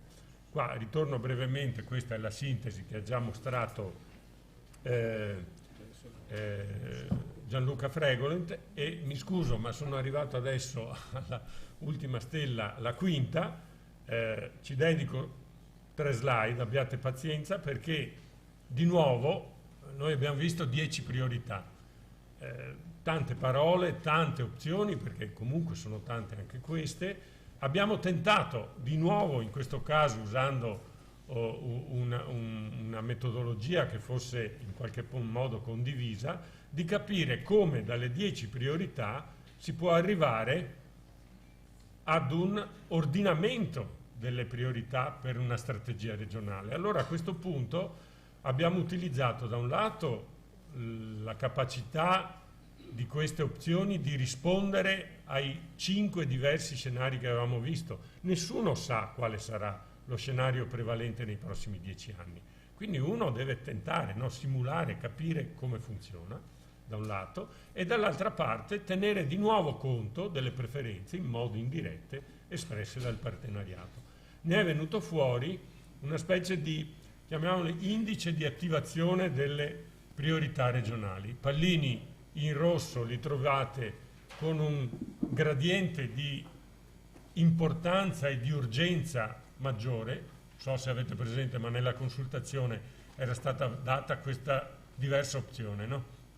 Quali sono le opzioni da sviluppare nell'immediato e quelle da sviluppare nel medio periodo? Anche qua, non perché quelle nell'immediato, una volta prese in considerazione, non siano più importanti del medio periodo, no? Vanno ovviamente accompagnate. Ecco che qui viene fuori perlomeno che un paio hanno l'integrazione di filiera e territoriale in chiave multifunzionale e gli sbocchi occupazionali per attraverso diversificazione e multifunzionalità, quindi doppia parola multifunzionalità, hanno una importanza e un'urgenza altrettanto importante. Per non parlare poi però della resilienza e dell'orientamento del settore primario, quindi l'urgenza di affrontare i temi soprattutto per i settori in crisi, così come anche la salubrità dei prodotti e del benessere è un argomento urgente, e ovviamente, proprio perché ricordatevi, l'innovazione non sta ad aspettare, viene avanti comunque, è quella della rete integrata del sistema della conoscenza.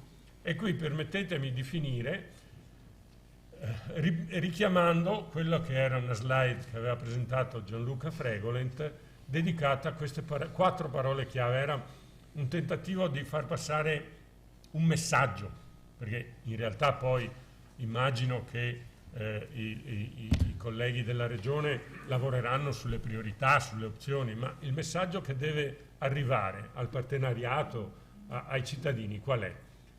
È quello appunto delle imprese del territorio, declinato in 2 aspetti, di nuovo integrazione e aggregazione. Questi sono aspetti importanti se vogliamo affrontare seriamente il tema della frammentazione, che è un tema che riguarda anche il Veneto, così come la resilienza territoriale, in modo tale da affrontare in modo più sereno le crisi che comunque arriveranno, perché ci sono fattori che sono esterni al sistema economico regionale e con i quali bisogna fare i conti. Dall'altro lato c'è la multifunzionalità, di nuovo, come il prezzemolo. Multifunzionalità non è un tema nuovo, ma di solito viene coniugata in 2, il ragionamento che abbiamo fatto è questo, viene coniugata in 2, secondo 2 questioni: la diversificazione dell'attività e l'aspetto ambientale, quello dei servizi ecosistemici. Bene, allora qui diversificare significa fare cosa? Agriturismo? Sì, certo, bene, ma al 2030 vogliamo fermarci a questo? Non crediamo, non pensiamo, questa è una domanda ovviamente retorica, che affrontare seriamente il tema della bioeconomia ci permetta di arrivare preparati a quella che sarà l'agricoltura del 2030, che senz'altro sarà diversa da quella di adesso? Io penso di sì, noi pensiamo di sì. Servizi ecosistemici, qui c'è il tema, che già ci sono, della valorizzazione, del riconoscimento di questi, possibilmente anche finanziario, di questi servizi ecosistemici. E quindi questo anche significa dare consapevolezza al settore agricolo e forestale di quello che fa, o magari a volte non fa, in termini di servizi ecosistemici. Economia circolare, altro tema caldo a livello europeo, che chiede agli Stati membri di intervenire, di fare dei piani. E qui il tema è quello dell'agroecologia, una nuova frontiera credo anche per la ricerca scientifica, e il tema dei cambiamenti climatici, ovvero delle crisi generate dai cambiamenti climatici, in primis per la risorsa idrica, è un tema importante. Lo sviluppo delle aree rurali ha un doppio binario, che è quello del ricambio generazionale e dell'accesso alle risorse e servizi. Non mi dilungo, l'ho già detto prima. Tutto questo entra in circolo, quindi deve parlarsi per forza, non possono esserci, credo anche a livello di regioni, uffici che ragionano per conto proprio, e deve stare in una rete integrata di conoscenza e innovazione. Questa è la sfida forse maggiore, non è più importante delle altre, ma senza tener conto adeguatamente di questo, io ho l'impressione che il Veneto rischia di arrancare. Non sta succedendo questo, l'importante è prepararsi al 2030 in modo tale da riuscire ad arrivare nel miglior modo possibile, possibilmente con esempi di buone pratiche che arrivano proprio dalla nostra regione. E con questo ho concluso.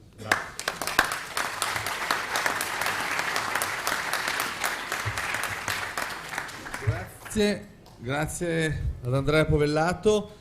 Le 10 priorità regionali sono state chiarissime e sono quelle, credo, su cui la Regione poi andrà ad innestare le strategie del PSR, una volta che sarà definita la PAC e come questa PAC, no, andrà attuata a livello nazionale, ecco, la Regione credo punterà proprio a sviluppare, a rispondere a queste priorità regionali. Credo che la necessità sicuramente di mantenere la competitività delle filiere tradizionali e rafforzarle vada affiancata senz'altro, no, a queste cose che ci raccontava Andrea Povellato sulla multifunzionalità, la bioeconomia, l'economia circolare, che sono aspetti che possono a loro volta in realtà rafforzare la competitività del sistema e quindi anche delle filiere tradizionali. A questo punto, prima di dare la parola a Giuseppe Blasi, direi che facciamo la pausa caffè, sì, coffee break, sì, mi ricordo. Ecco, mi raccomando però, la pausa caffè, 15 minuti, tra 15 minuti ci ritroviamo qua e ricominciamo i nostri lavori. Grazie.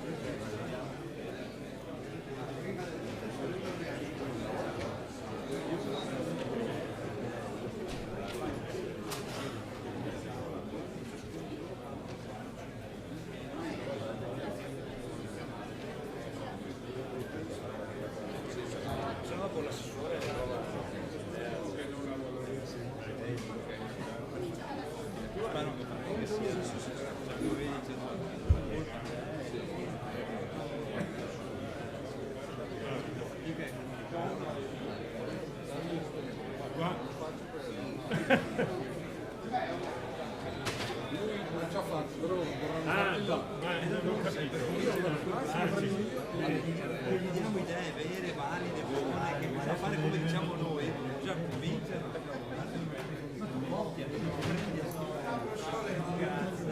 È sempre l'Emilia Romagna io ci provo, ma mai alzo bandiera. Metti di impegno.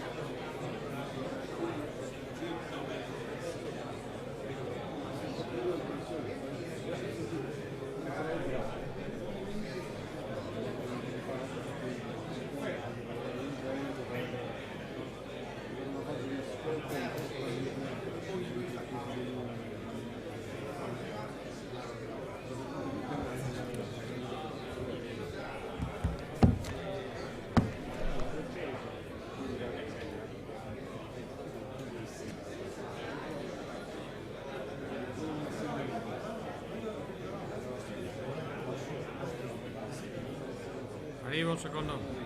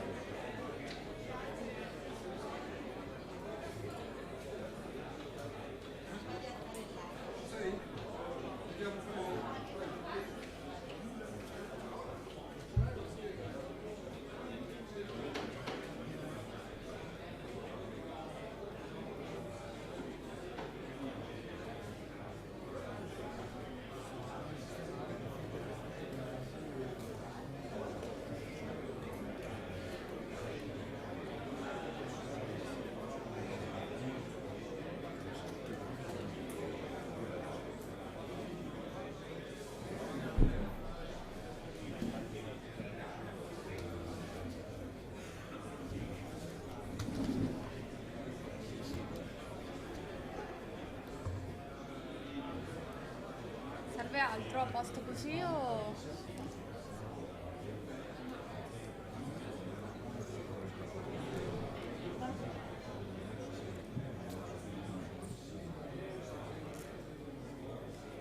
Ma adesso lo porto via.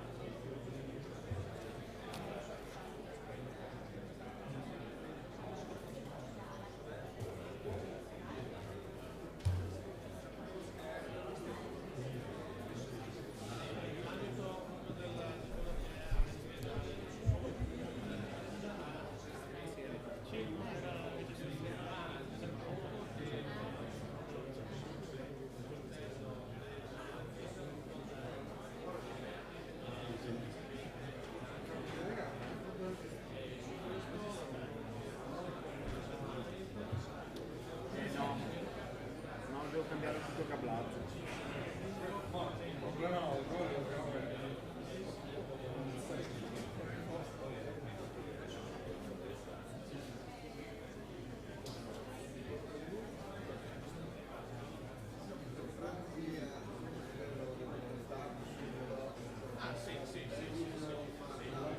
Però lì ho visto che mi ha mandato una mail l'altro giorno, l'ha mandata però dopo io no, ieri non ho visto se c'è stata Allora, praticamente c'è stata a Roma questa riunione del comitato biologico, in cui si è affrontato il tema delle votazioni, si ricorda che era questo tema e praticamente il Ministero lo sta prendendo per le lunghe, insomma dice che deve modificare il decreto che fu fatto a suo tempo.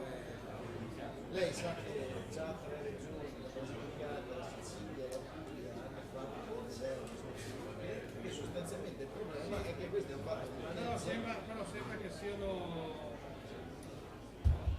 legittimi perché abbiamo fatto di una discussione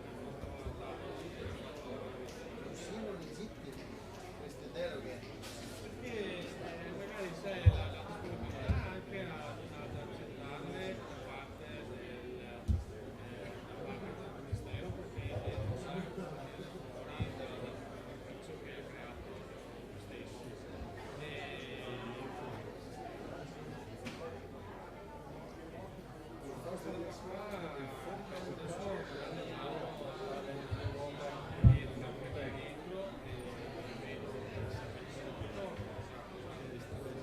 Io di Rissinotto io ho visto la risposta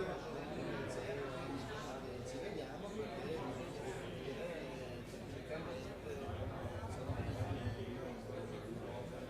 perché noi siamo disponibili, insomma abbiamo un'idea abbastanza chiara su come sarebbe opportuno fare questa deroga. Certo che bisogna capire se mi dice che invece c'è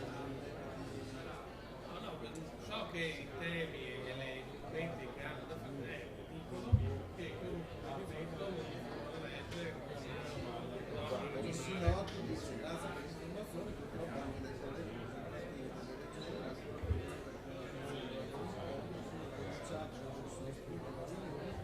l'attivazione della procedura richiesta necessita però di un confronto del Consiglio di supporto delle selezioni deroghe per la posizione di questo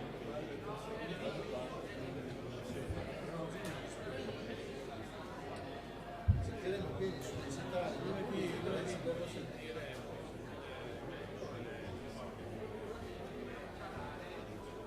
se loro hanno atteso il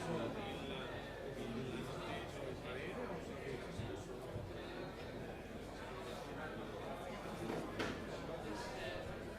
tenga presente che la cosa è abbastanza per il mondo del biologico ovviamente è abbastanza urgente, si fa dei programmi, si fa dei corsi locali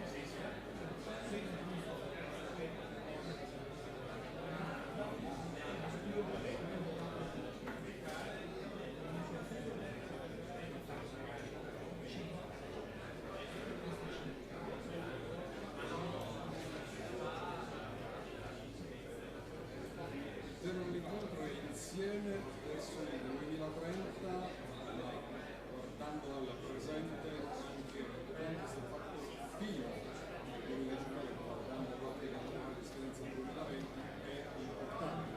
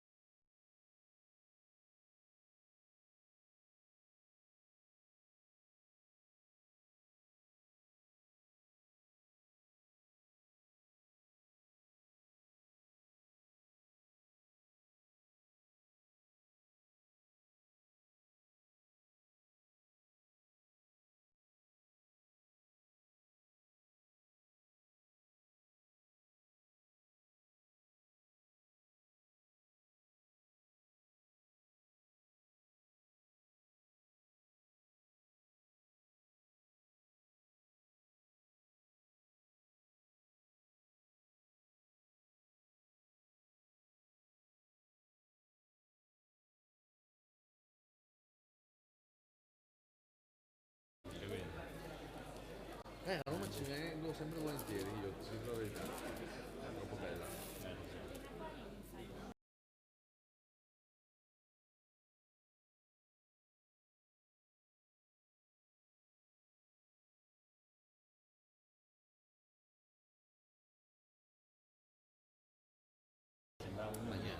Sembrava un nudo, era trasparente, una cosa devastante. Sì.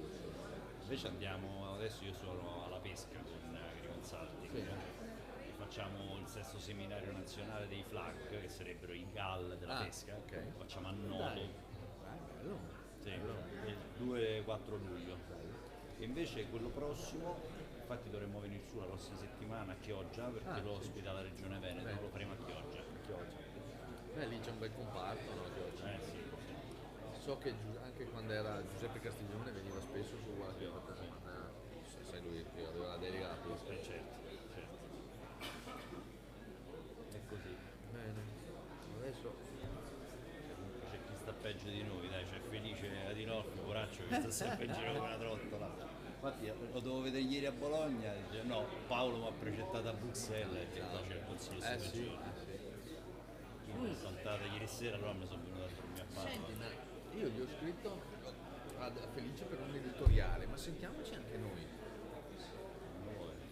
Cioè, se ti viene in mente qualcosa, tu ti rompe mandarmi una riga di email, di promemoria, di questa cosa, perché poi io così magari ci interfacciamo un po' sugli argomenti, sui temi, no? E poi vediamo cosa ne esce fuori. Dovrei avere... Ce l'hai, sì, dovresti averli, se no te li do al volo, cioè. Intanto faccio un video.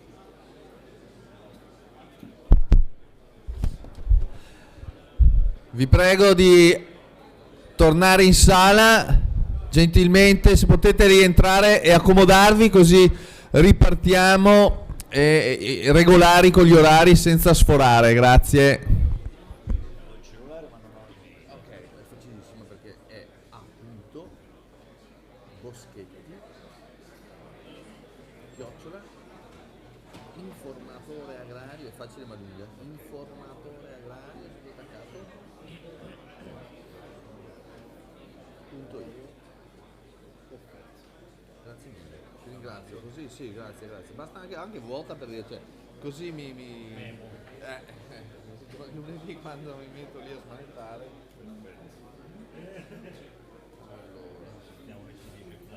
Esatto, adesso provochiamo un po' Giuseppe.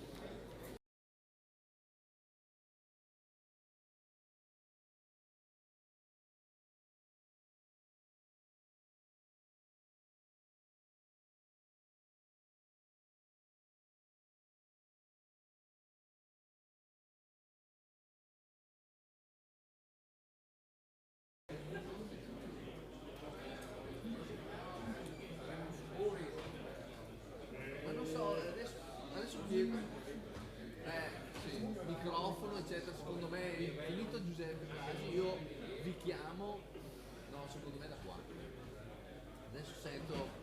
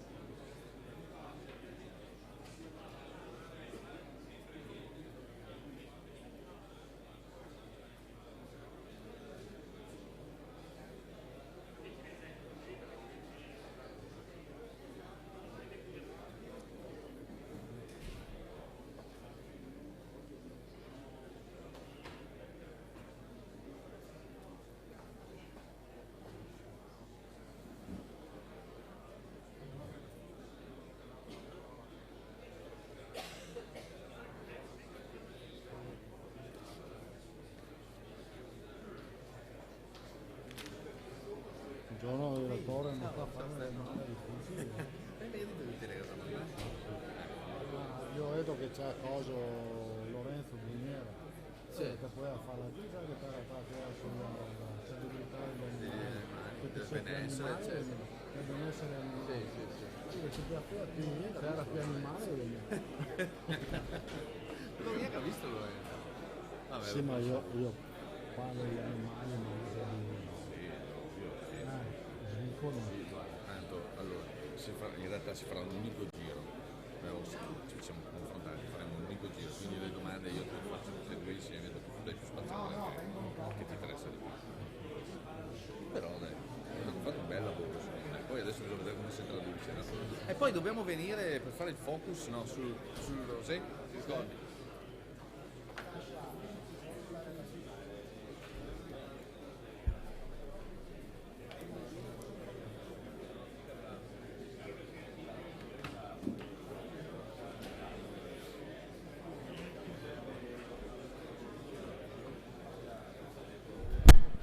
Vi prego di accomodarvi. Dobbiamo riprendere i lavori perché siamo in clamoroso ritardo, quindi gentilmente se potete rientrare, scendere e prendere posto, grazie.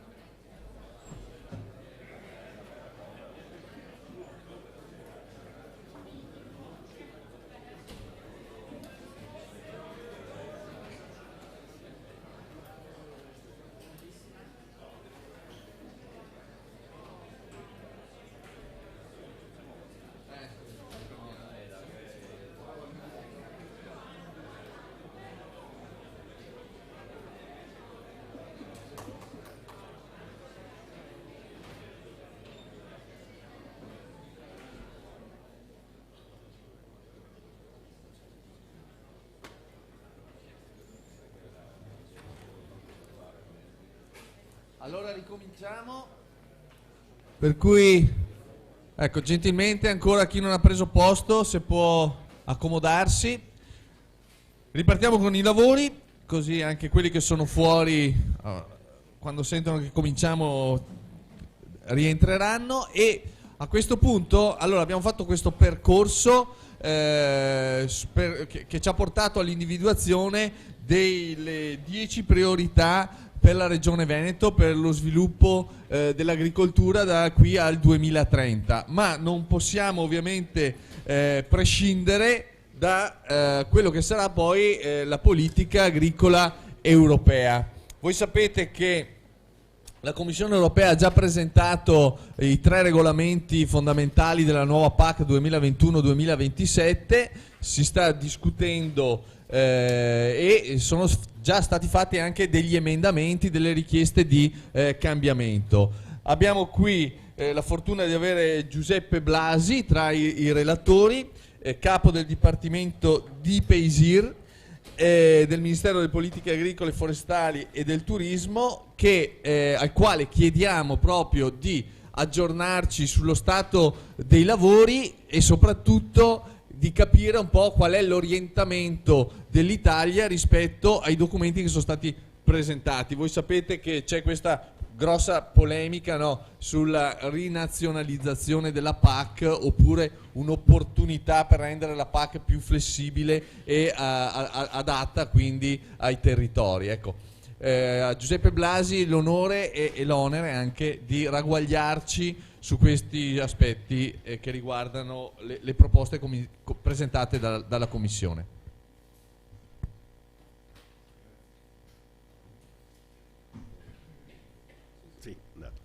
Grazie Antonio, non so se avete capito, avete la fortuna di avere Giuseppe Blasi qui, quindi approfittate.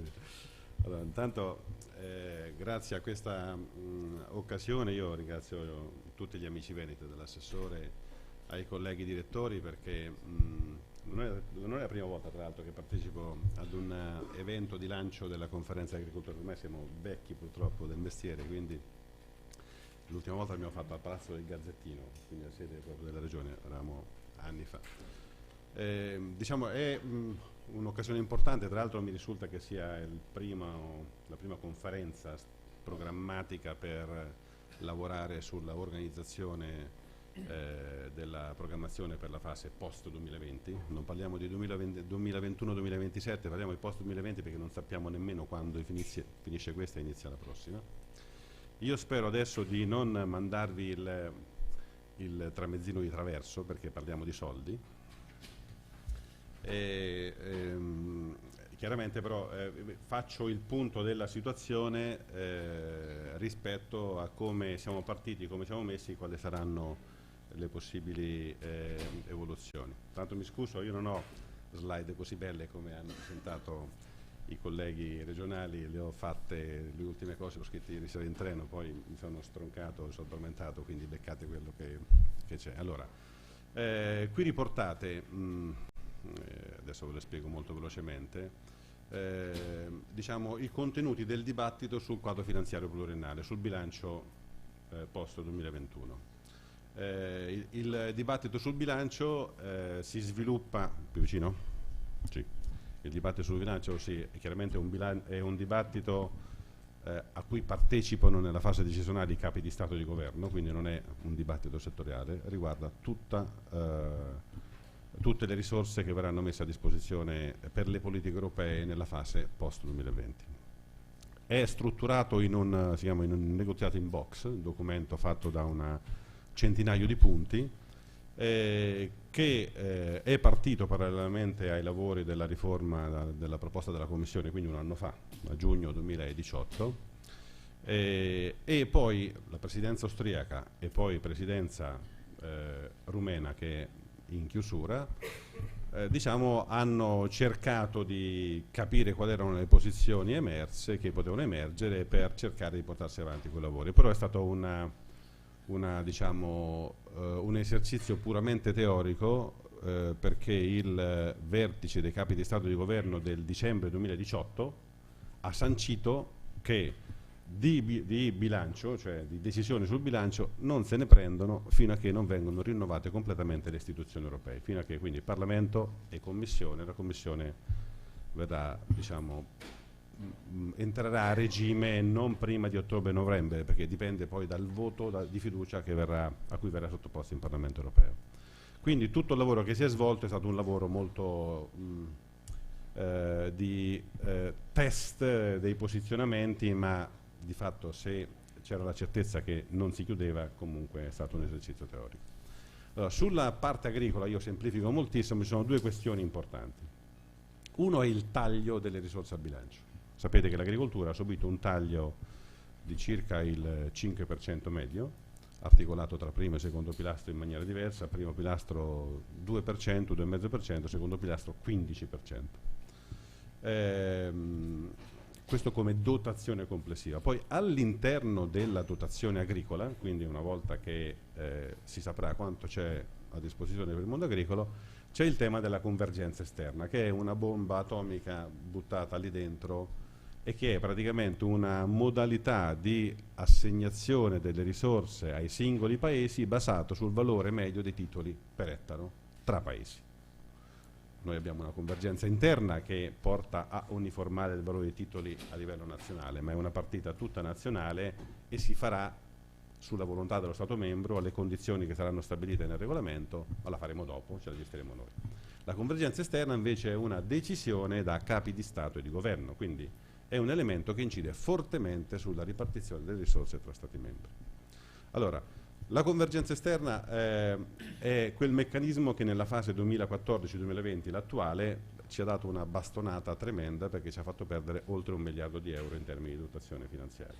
Poi l'abbiamo recuperata perché abbiamo avuto nella fase negoziale, proprio perché eravamo stati trattati male sul primo pilastro, un'assegnazione aggiuntiva di 1,5 miliardi, però c'è stato uno spostamento di risorse dal primo pilastro, che ha subito un taglio, al secondo pilastro, che invece ha avuto un incremento. Ora, la convergenza esterna, siccome è un processo che è stato deciso nell'accordo dei capi di Stato e di Governo del 2013 e che è un processo che deve proseguire, perché oggi non abbiamo riallineato i titoli, sul tavolo c'erano 3 opzioni. La prima è nessuna convergenza esterna, chiaramente è lì 75.75 paragrafo 2, quindi si ferma la convergenza esterna, decisione politica di pertinenza dei capi di Stato. A noi va benissimo, per noi opzione, pronti a firmare, perché ovviamente ognuno ha le risorse che aveva, quindi non c'è nessun danno. Chiaramente l'Italia sarebbe danneggiata dalla convergenza esterna perché ha un valore medio dei titoli più alto rispetto alla media comunitaria. Non siamo gli unici, però insomma, come paese importante siamo il paese che ha un valore più alto, perché purtroppo abbiamo una superficie eleggibile bassa per tutta una serie di ragioni, di sbagli tecnici e politici fatti nel 2005, quando abbiamo disaccoppiato, non si sapeva che poi si andava a finire così, però ormai siamo a 10,5 milioni di ettari, quelli sono, possiamo anche dire che abbiamo 12,5 alla SAU italiana, però quella è, e quindi il denominatore è quello, quindi abbiamo un valore di titoli più alto rispetto alla media. La seconda opzione è quella della convergenza esterna che va avanti in maniera soft, che è quella che vedete rappresentata qui, paragrafo 75, paragrafo 1, ed è la proposta della Commissione, cioè la convergenza esterna la pagano tutti, cioè sia i paesi che subiscono il taglio, sia i paesi che non subiscono il taglio, tutti pagano la convergenza esterna, e per noi sarebbe, in caso di prosecuzione di convergenza, l'opzione migliore, che è quella della proposta della Commissione. Piccola parentesi, siamo arrivati alla proposta della Commissione, questa che è la più favorevole, perché a marzo 2018, sfruttando una congiuntura astrale favorevole, siamo riusciti a creare, con un documento di cui noi siamo stati i promotori, una minoranza di blocco in Consiglio Agricoltura, che ha, grazie alla presenza fondamentale dei tedeschi, ma erano appena reduci dalle elezioni, quindi in questo momento non si sa bene che posizione prenderebbero se facessimo la stessa cosa, quindi bisogna stare molto attenti. E quindi invece stiamo cercando di rifare lo stesso lavoro, ma con molta attenzione, perché metti insieme i soggetti che sono diciamo sulla nostra posizione, ma se nella conta che facciamo, anche se la facciamo sotto banco, si viene a scoprire che non abbiamo minoranza di blocco, abbiamo fatto un lavoro che è peggio dell'iniziativa, perché poi significa che quando si andrà a votare la posizione sarebbe comunque non tale da poter sostenere questo blocco. Allora, a marzo 2018 abbiamo messo insieme un gruppo di paesi che rappresentavano una minoranza di blocco in Consiglio, e questo ha imposto alla Commissione di rivedere la sua proposta, che era la proposta identica a quella attuale, che ha comportato un taglio di 1 miliardo di euro nella fase 2014-2020. Adesso queste sono le altre due opzioni, quindi l'altra opzione che c'è sul tavolo è la convergenza esterna come oggi, quindi un altro 1 miliardo di euro, oppure la convergenza piena. Allora, i rumeni, adesso non è che c'ho niente contro i rumeni, perché ognuno fa gli interessi suoi, chiaramente, la presidenza rumena ha introdotto nel negoziato sul bilancio una quarta opzione, che è quella della convergenza piena al 2027. Convergenza piena al 2027, che è un'opzione impraticabile, cioè non c'è nessuna condizione per poterla sostenere. Se si facesse ci costerebbe 5 miliardi di euro, perché cioè avere un'assegnazione di risorse sul primo pilastro della PAC equivalente a un valore del titolo di 270 euro per ettaro, che sarebbe la media europea nel 2027, sarebbe chiaramente devastante. Ora, questo è il tema convergenza esterna, che è uno già uno di quelli più importanti, su cui noi abbiamo un posizionamento come, non ministero, ma come governo, fortemente critici. Chiaramente una roba del genere, essendo un paese contribuente netto, non passerà mai, e avere una posizione di governo su un tema come questo, vi assicuro, non c'è mai stato, perché l'agricoltura è sempre stata considerata un settore che sperpera risorse senza dare, in termini diciamo di contribuzione allo sviluppo, il peso che invece dovrebbe dare. Questo è come visione nella compagine di governo quando si negozia il bilancio comunitario e si va a Bruxelles come governo. Oggi invece, nei vari documenti fatti, in tutti i pronunciamenti ufficiali, il governo si è espresso in maniera fortemente critica sul meccanismo della convergenza esterna. L'altro tema importantissimo che incide sulle risorse, perché tanto è inutile parlare di contenuti di politica se prima non sappiamo quali sono le risorse che sono messe a disposizione, è il tema della dotazione finanziaria per tutto il pacchetto agricolo. Quindi la convergenza esterna è una ridistribuzione una volta che è dato tra stati, una volta che sono definite le risorse per il settore agricolo. L'altro tema è quanti soldi per il settore agricolo. Allora, qui la situazione è molto complessa, però tutti i paesi maggiormente contributori al bilancio, che sono quelli che contano nel posizionamento, dicono che soldi al bilancio comunitario non se ne mettono di più. Cioè, adesso, questo vuol dire che ci potrà essere un ritocco come maggiore contribuzione, ma non è questa la soluzione da ricercare per riequilibrare il taglio che l'agricoltura ha subito. Cioè, se nessuno vuole mettere più soldi, bisogna che vediamo all'interno delle rubriche tra un settore e quell'altro quali sono le priorità di ogni paese. E anche in questo caso, penso lo sappiate tutti, ci sono stati diversi pronunciamenti sempre, e non solo del Ministro dell'Agricoltura, ma anche di esponenti, diciamo, a livello di governo più importanti da questo punto di vista. L'agricoltura è la rubrica su cui l'Italia non vuole subire tagli. Quindi posizionamento, diciamo, in questo contesto, preparandoci a chiudere il negoziato che probabilmente accadrà non prima della primavera 2020, anche perché la Commissione, ripeto, verrà sicuramente nominata tra settembre e ottobre, poi c'è un processo di acquisizione della fiducia, cioè la Commissione deve essere fiduciata dal Parlamento, cosa insomma anche più complessa tenuto conto di come si sono rimescolati i vari gruppi parlamentari a livello europeo, quindi è diciamo, plausibile che questo processo non si chiuda prima della primavera 2020. Questo ci fa subito pensare a un'altra cosa, che vuol dire la PAC nuova non partirà nel 2021, possibile.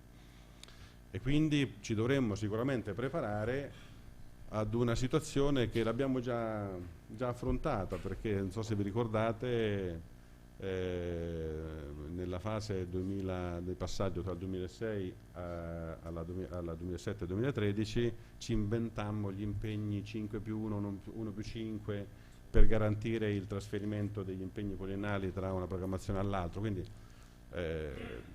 sicuramente ci sarà uno slittamento, quindi questo vuol dire che con le risorse di oggi dovremo gestire almeno un anno in più, quindi la programmazione non finirà nel 2020 ma finirà probabilmente nel 2021, poi questo lo si vedrà quando arriveremo all'accordo e quindi diciamo, nella definizione del quadro programmatorio per il futuro potremo avere un po' più di tempo. Questo diciamo per quanto riguarda l'elemento prospettive finanziarie e tempi a disposizione per poter raggiungere un accordo su temi così delicati. Veniamo invece ai contenuti della politica, della PAC. Allora, un mese fa circa, allora, senza che vi dica quello che è successo, le elezioni del Parlamento europeo le conoscono tutti, però un mese fa circa la presidenza rumena si era messa in testa di chiudere il negoziato con un accordo sugli emendamenti, cioè sui testi regolamentari. E questo l'aveva fatto per dare un segnale, diciamo, importante, anche perché diciamo, cristallizzare alcune situazioni in maniera speculativa lo consideravano una questione conveniente a loro, rispetto ai loro interessi, che sono sempre legati ai temi delle prospettive finanziarie. E quindi aveva chiesto ai vari paesi di organizzare delle bilaterali per dire quali erano le cose che non ci stavano bene, in maniera tale che si potesse capire quali erano le cose da tenere nell'accordo e quelle su cui non c'era l'accordo le avrebbero tolte, in maniera tale che comunque avrebbero fatto un accordo anche parziale, si chiama Partial General Approach, cioè già il nome era un OGM che non si capiva, però questo era l'obiettivo. Allora noi abbiamo chiesto al Ministro di convocare una riunione con gli assessori, perché abbiamo ancora un tema di grande rilevanza su cui stiamo discutendo sul giusto punto di equilibrio che ancora non abbiamo trovato, e anche perché se si doveva votare era il Consiglio dei Ministri del 18, quindi di martedì scorso, bisogna che arriviamo con una posizione che ci mette nelle condizioni di capire quello che possiamo accettare e quello che non possiamo accettare. Abbiamo fatto le bilaterali con i rumeni, poi abbiamo detto che sul piano strategico non c'era verso, se loro lo mettevano al voto noi eravamo contrari, quindi saremmo stati fuori dall'accordo. Poi fortunatamente anche altri paesi, ma per una questione anche logica, non sappiamo i soldi, è inutile che andiamo a stabilire le regole, e quindi hanno capito che non c'era l'accordo, e allora il 18 di giugno non c'è stata nessuna votazione, quindi la riunione tra Ministro e assessori fatta ieri è servita per fare un po' il punto della situazione, parlare del decreto emergenze, quindi il tema della PAC non era così, diciamo, urgente, e quindi si passa a presidenza finlandese. Però nel contesto del dibattito in Consiglio del 18 già alcune questioni emergono in maniera molto importante e sono, ad esempio, voi sapete che il Parlamento europeo non ha votato questa riforma, l'ha fatto in Commissione Agricoltura in maniera parziale. Il voto in Commissione Agricoltura in maniera parziale di fatto non serve a niente, perché se non si vota in plenaria di fatto quel testo non è approvato. Ora il Parlamento che arriva può decidere se quel voto prenderlo per buono e proseguire sul resto, oppure prendere quel fascicolo, buttarlo via e fare tutta un'altra proposta. Quindi diciamo, quello che farà il Parlamento non lo sappiamo. In Consiglio però, alla luce delle votazioni, dell'esito delle recenti votazioni, ci sono stati posizionamenti molto diversi rispetto a quelli che avevamo prima delle elezioni europee. In particolare il ministro tedesco, ricordo che in Germania il Partito dei Verdi ha preso il 22%, che non è il governo, però il ministro tedesco ha fatto un intervento tutto impostato sull'inquadramento ambientale della politica agricola comune. Allora, noi in Consiglio siamo gli unici, siamo rimasti noi i finlandesi, a sostenere che l'ecoschema obbligatorio nel primo pilastro non va bene. Però siamo rimasti solo noi. Ma non è che non va bene perché, e questo lo dico perché non vogliamo essere criticati di non essere sensibili dal punto di vista ambientale, non va bene perché crea confusione con il secondo, cioè noi non possiamo pensare col secondo pilastro, col programma di sviluppo rurale, cioè noi non possiamo pensare che politicamente una cosa la dobbiamo fare perché va fatta e poi la burocrazia la creiamo noi, che siamo costretti a costruire delle regole demenziali per evitare che si sovrappongono gli impegni. Cioè, dopo quelle cose che si fa, che ci dicono di fare, devono essere controllate. Fare un ecoschema obbligatorio sul primo pilastro significa creare delle sovrapposizioni bestiali sulle misure ambientali del secondo pilastro. Cioè, io tecnicamente non so come gestirla. Se dovessimo essere costretti a farlo, perché alla fine ce lo fanno digerire, a parte il fatto che chiaramente questo è un tema che è legato soprattutto ad aspetti politici, perché la Commissione nella fase di proposta della nuova architettura della politica agricola comune, essendo in difficoltà per alcune questioni, si è posta questi temi e ha inserito anche questo ecoschema per rendere più verde i pagamenti diretti, perché sono accusati di non essere sufficientemente ambientali, no? È stato abrogato il greening, che è stato inglobato nella condizionalità, quindi non è che è stata diluita la portata ambientale dei pagamenti diretti, è stata aumentata perché condizionalità e greening sono di più rispetto a prima, sono leggermente di più. L'ecoschema ambientale significa prendere una percentuale dei pagamenti diretti, quindi tagliare dei soldi a tutti, di una percentuale che qualcuno parla del 20%, è tantissimo, 20% di pagamenti diretti in meno per fare l'ecoschema obbligatorio su cose che poi ci creano anche dei problemi, è una situazione insomma abbastanza complessa da gestire. Però noi di questi temi ne dobbiamo tener conto, perché è cambiato profondamente l'equilibrio politico a livello europeo. Cioè il ministro tedesco, e purtroppo non abbiamo più nemmeno i francesi che ci difendono, perché ogni volta che si parlava di agricoltura, di politica agricola comune, avevamo comunque i francesi che no, sulla PAC non si tocca, e quindi e invece adesso sono i primi sostenitori dell'accordo di Parigi, non perché l'accordo di Parigi non sia importante, è importantissimo, ma non abbiamo più un sostegno forte per quanto riguarda il budget agricolo.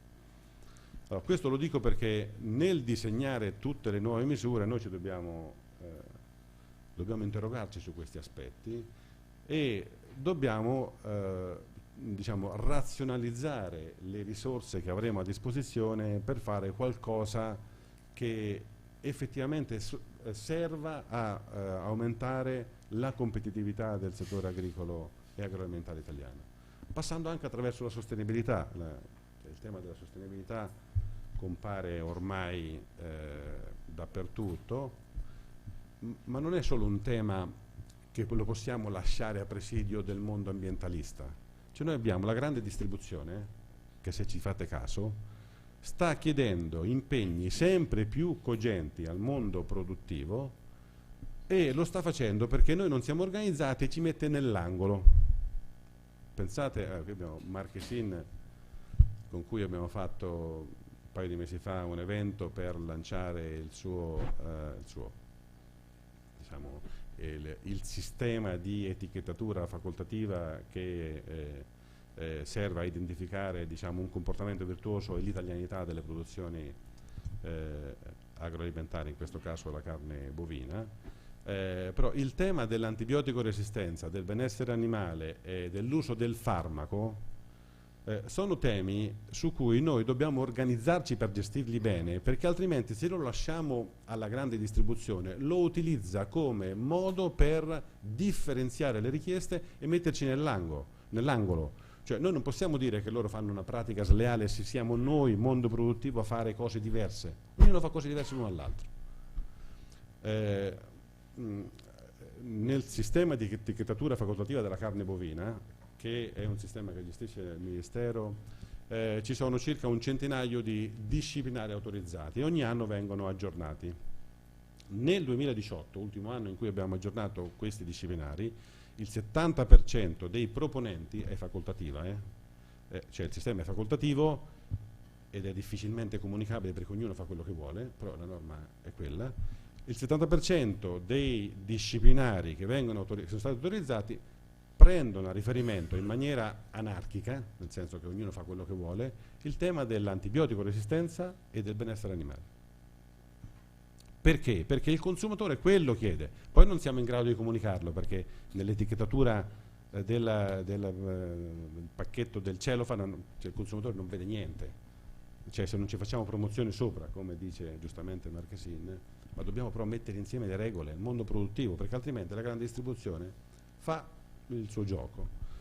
E allora su questo noi abbiamo una grandissima possibilità ed è questo l'elemento che in qualche maniera, cerco di chiudere se non prendo troppo tempo, mette in contrapposizione le visioni tra Stato e Regioni sul ruolo del piano strategico e del New Delivery Model che si è inventato Hogan, il quale, diciamo, se ne è presi parecchi di accidenti perché si è inventato questa cosa, perché ai paesi con programmazione regionalizzata questo modello non piace in quanto potenzialmente, oggi nei testi è così, toglie delle competenze, perché nei paesi che hanno le regioni che svolgono il ruolo primario di gestione, programmazione e gestione delle risorse dei programmi di sviluppo rurale, oggi con questo impianto regolamentare obiettivamente vengono posti dei limiti. Ma lui si è posto questo modello perché si è posto il problema di come comunichiamo al contribuente, al consumatore e al contribuente, come vengono spesi i soldi della PAC.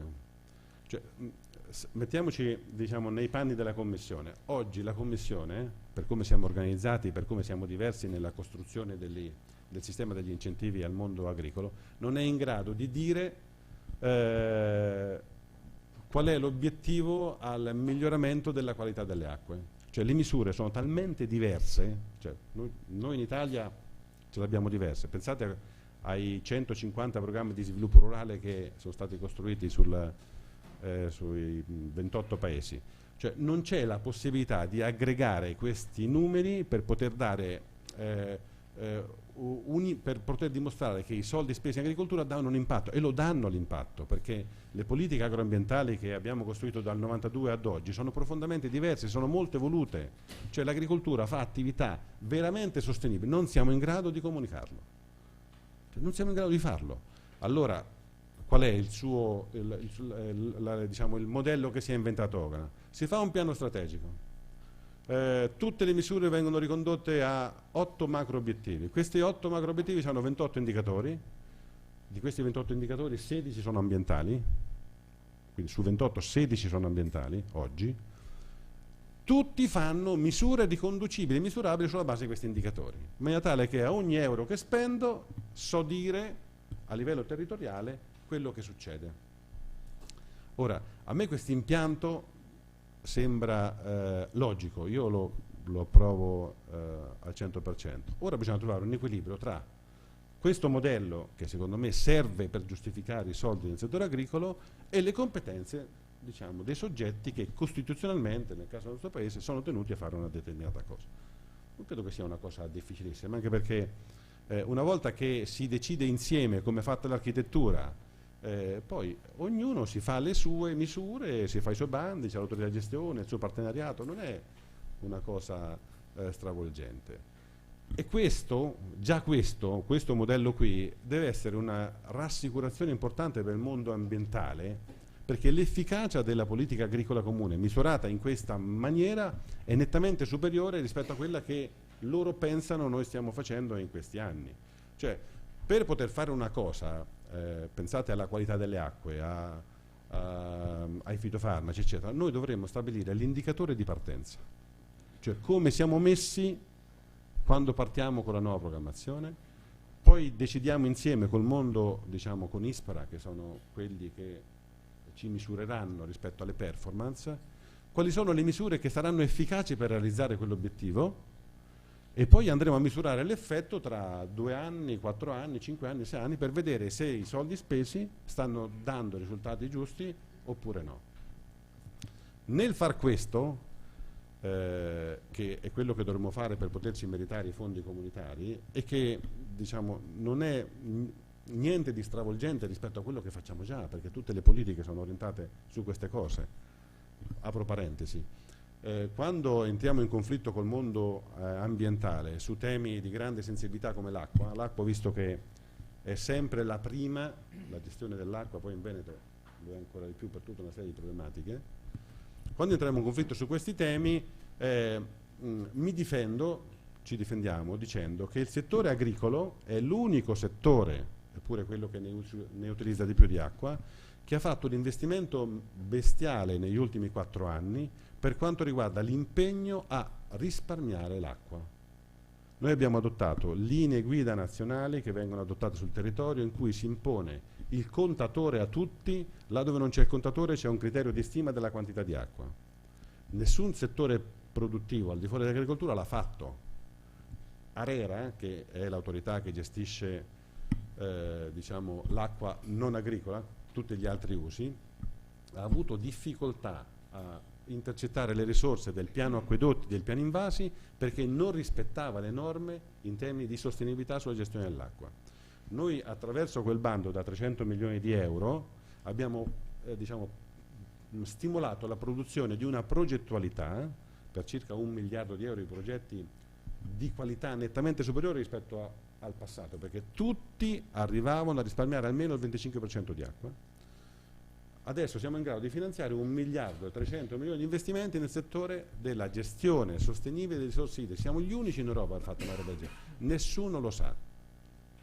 E questi sono temi, sono investimenti importantissimi per il futuro. Tant'è vero, quando entriamo in un confronto dialettico col mondo ambientale, cioè il tema da mettere in evidenza è il seguente, e poi chiudo veramente. Allora, noi, mondo produttivo, ci stiamo impegnando a fare di più con un quadro di prospettive finanziarie che prevedono meno, cioè più cose con meno soldi. Cercheremo di farle meglio e di utilizzare meglio le risorse a disposizione, ma più cose con meno soldi significa maggiore sostenibilità, maggiore sicurezza al cittadino, maggiore sicurezza in termini di sicurezza alimentare, quindi al consumatore. Perché non ci sostenete nella battaglia della rintracciabilità? Cioè, se io al mondo produttivo gli tolgo le risorse che aveva in passato, vuol dire che dal mercato deve conquistare quel pezzo di reddito che gli manca dall'incentivo, ed è giusto che succeda così, perché sto lavorando sulla competitività, sulla qualità, eccetera. Ma allora perché non vieni con me sul tema della rintracciabilità, sull'etichettatura? Perché non mi sostieni. Noi ancora a livello comunitario stiamo arrampicandoci sugli specchi sul tema dell'etichettatura, della indicazione dell'origine della materia prima in etichetta, per poter mettere il consumatore nelle condizioni di scegliere, cioè consapevolmente. I prodotti agricoli, non solo quelli italiani, quelli europei, sono più sicuri rispetto a quelli della concorrenza. Dammi la possibilità di riconoscere questo prodotto. Allora, è su questo che ci vogliamo confrontare col mondo ambientale. Portiamo a casa, diciamo, un progetto che ci mette comunque nelle stesse condizioni, e su questo secondo me si giocherà la sfida della costruzione della programmazione per il 2020, per il post 2020.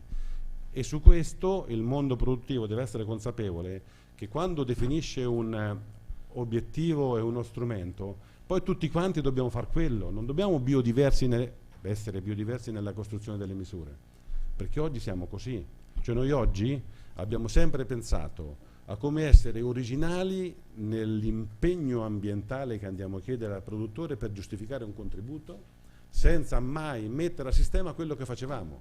Noi abbiamo regole produttive e impegni ambientali mostruosamente diversi. Noi dobbiamo definire uno standard, lo dobbiamo definire con il consumatore e con la grande distribuzione, cioè quello è diciamo il massimo che il sistema produttivo italiano può realizzare da oggi, il prossimo anno, nei prossimi 10 anni, e su quello andiamo a far convergere le risorse che avremo a disposizione. Cioè il paradigma è diverso rispetto al passato, altrimenti noi non metteremo nelle condizioni di rendere e mantenere competitivo il nostro settore produttivo.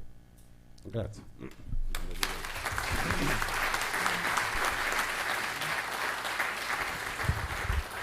Grazie a Giuseppe Blasi, vi avevo detto che era una fortuna e infatti devo dire che è stato molto, molto chiaro, e credo che su quest'ultima interpretazione vada fatta una riflessione molto forte, perché cambia appunto il paradigma con cui vengono erogati gli aiuti, e cambia il paradigma anche con cui si misura l'efficacia di quegli aiuti dal punto di vista della garanzia della salubrità e della qualità degli alimenti e anche dell'impatto ambientale del processo dell'attività agricola.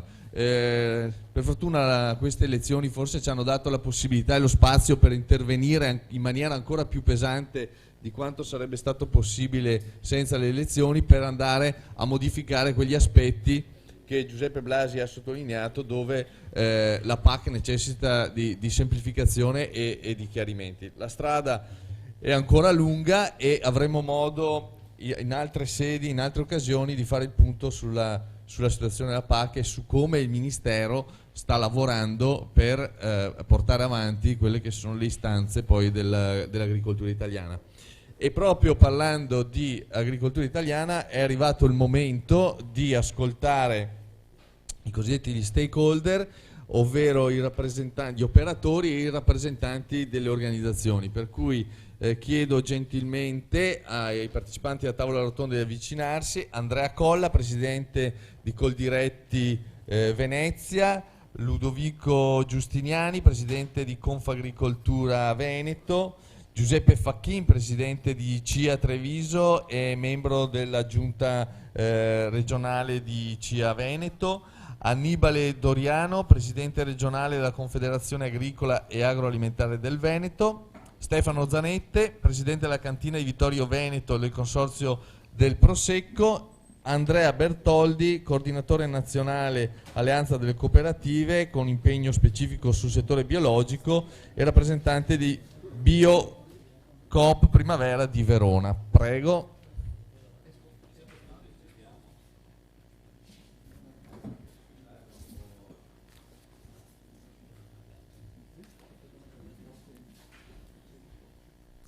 Allora, faremo, per motivi di tempo, faremo un unico giro di tavolo. Vi prego quindi di articolare la vostra risposta alla sollecitazione rimanendo nell'arco dei 3, 4, 5 minuti al massimo. Partiamo con Andrea Colla, presidente di Coldiretti Venezia.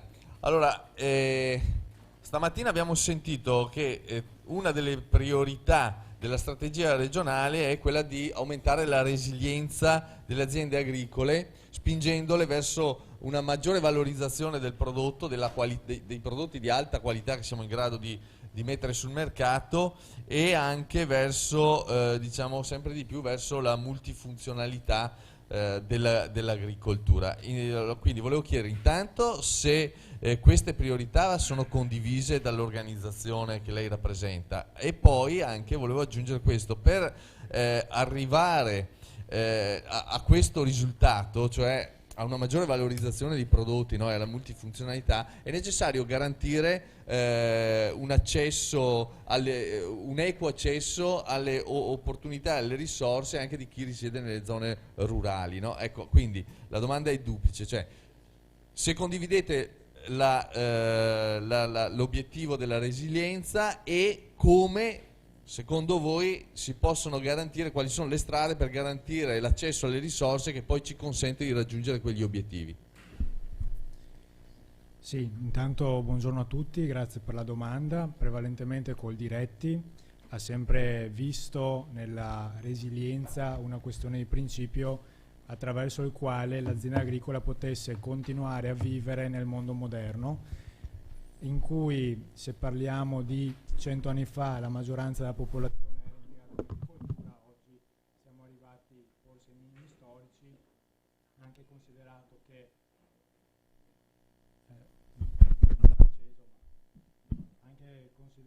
appunto sempre attraverso l'innovazione del 4.0 in agricoltura ci sono sempre più macchinari che vanno a togliere quello che è oggi l'impiego in agricoltura di manodopera, però ovviamente l'imprenditore agricolo deve essere al centro del sistema produttivo in maniera tale l'imprenditore agricolo deve essere al centro del sistema produttivo, dicevo, in maniera tale.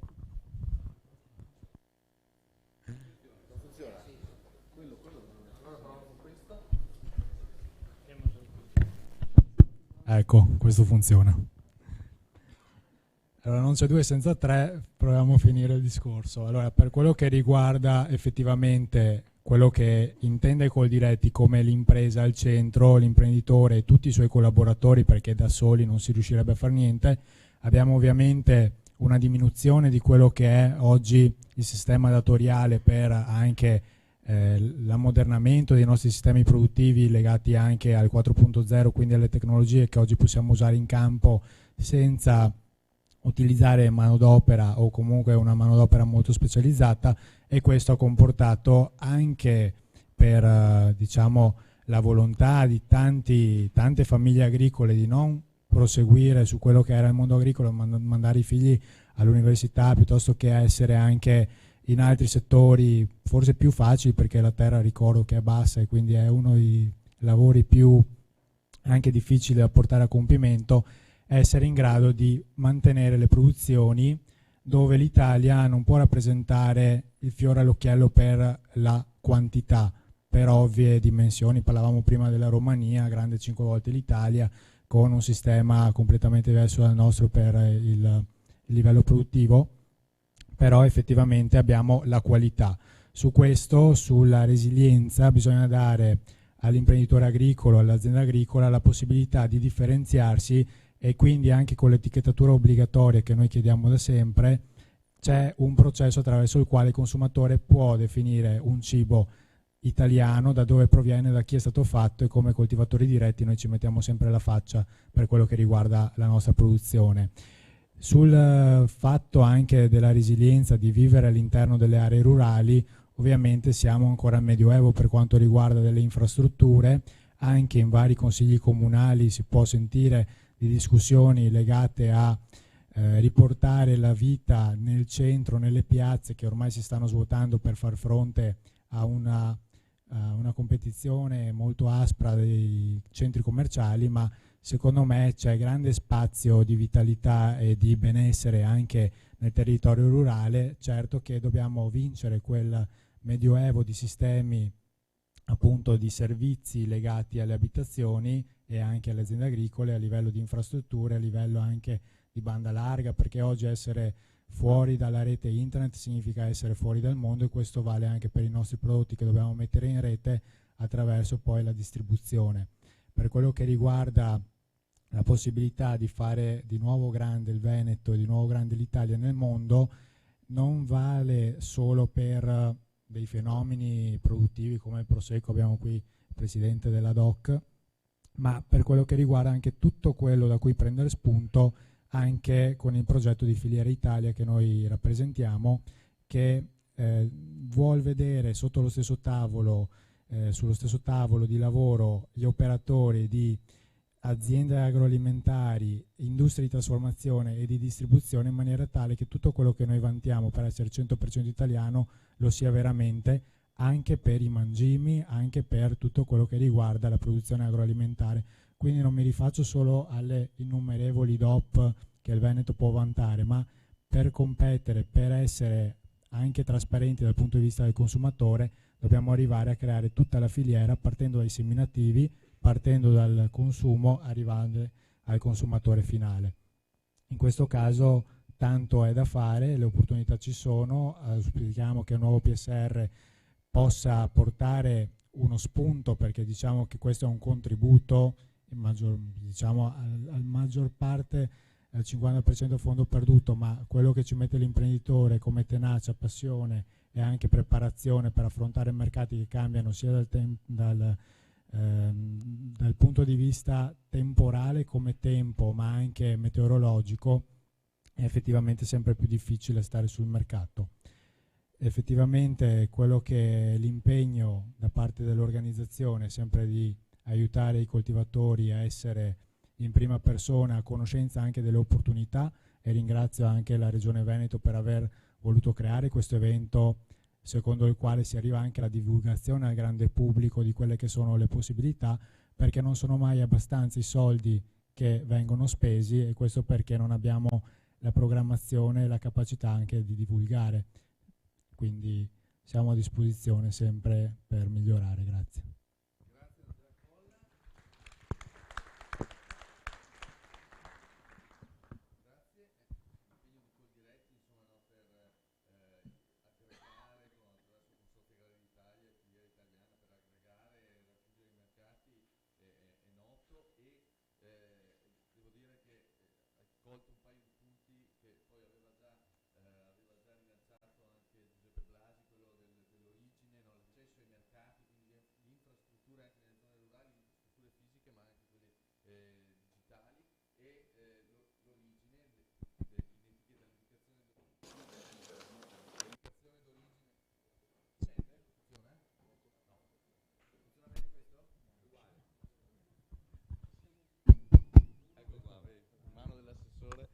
Funziona questo, sì. Ecco. No, dicevo che allora, l'origine è uno dei temi, insomma, no, che però oggi c'è questa grande sensibilità del consumatore rispetto proprio a questo aspetto qui dell'origine, ma la sensibilità del consumatore sta crescendo moltissimo anche in termini proprio di sostenibilità ambientale delle produzioni agricole, no? Cioè, pensiamo a alcuni fenomeni, adesso ne cito solo qualcuno, ma la crescita a doppia cifra del biologico, la sensibilità verso i mercati di nicchia, ma che crescono come i vini naturali, i vini biodinamici, no? Cioè, indubbiamente c'è una propensione del consumatore verso questo tipo di prodotto agroalimentare. Ecco. Allora, qui vorrei coinvolgere Ludovico Giustiniani, presidente di Confagricoltura Veneto, perché abbiamo visto che tra le priorità individuate dal lavoro, dalla conferenza, c'è proprio quello di arrivare a un'agricoltura più sostenibile, un approccio più sostenibile dell'agricoltura, soprattutto rispetto alla risorsa idrica, come è già stato sottolineato. Ecco, quindi volevo capire come Confagricoltura ritiene vada declinata questa agricoltura più sostenibile, e poi lancio anche una provocazione, perché io sono convinto che la sostenibilità si raggiunge con l'innovazione tecnologica a 360 gradi, quindi ci metto dentro anche fertilizzanti, antiparassitari eccetera, e per innovare bisogna trasferire le conoscenze e l'innovazione sul territorio. Quindi come la Regione si deve organizzare per il trasferimento delle conoscenze, e come Confagricoltura pensa debba essere declinata l'agricoltura sostenibile del futuro. Grazie Antonio, buongiorno a tutti. Si è parlato molto di risorsa idrica e penso che la cosa più importante sia la razionalizzazione della risorsa idrica. I cambiamenti climatici porteranno a quello che è una diminuzione di quella che può essere la piovosità, e sicuramente noi dovremo avere un'agricoltura che è capace di adattarsi e di mitigare quelli che possono essere questi cambiamenti. La razionalizzazione della risorsa idrica non passa solo tramite il lavoro che fa l'agricoltore, per cui con sistemi di irrigazione che siano a minor consumo idrico, ma passa anche su una rete di distribuzione dell'irrigazione che sia una rete efficiente. Ci sono, diciamo, in Italia noi abbiamo grandissime perdite di acqua prima che queste arrivino all'interno delle nostre aziende agricole.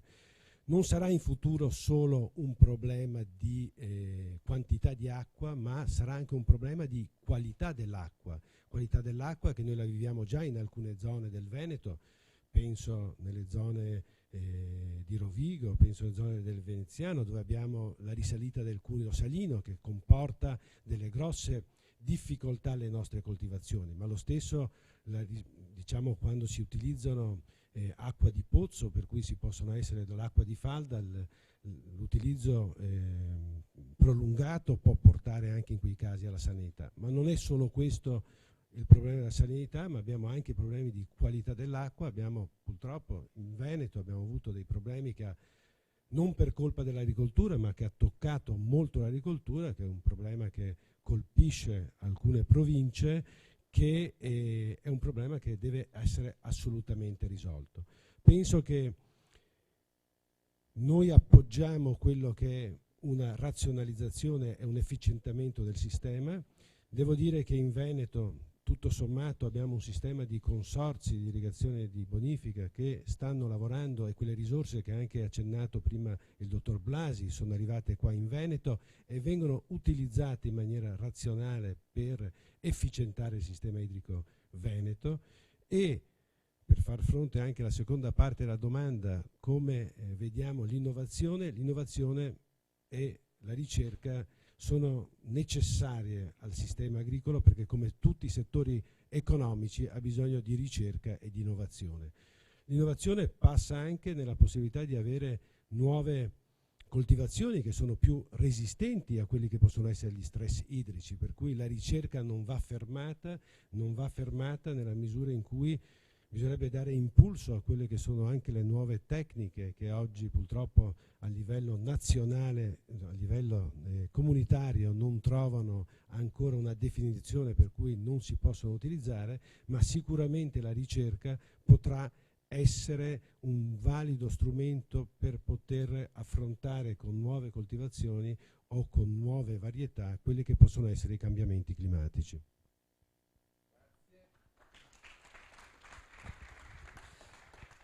Grazie a Ludovico Giustiniani. L'innovazione è sicuramente l'unica strada che possiamo percorrere per mantenere la competitività della nostra agricoltura e per incontrare la richiesta dei consumatori, non solo in termini di sostenibilità, ma penso anche in termini proprio anche di rintracciabilità, no? Ci sono solo le soluzioni tecnologiche più avanzate consentono poi di risalire a ritroso dal prodotto agroalimentare sullo scaffale fino a chi l'ha generato, e può diventare anche uno strumento di marketing. Ma ecco, innovare secondo me non lo fa, ma fa rima con giovani, no? Perché i giovani, quando entrano in un settore, un giovane inevitabilmente porta dell'innovazione. Quindi ecco, a Giuseppe Facchin, presidente provinciale della CIA, chiedo proprio se a suo avviso la diversificazione e multifunzionalità che abbiamo visto citate tante volte stamattina possono essere degli strumenti che facilitano l'accesso dei giovani in agricoltura, sia per il ricambio generazionale sia anche di giovani da fuori il settore agricolo.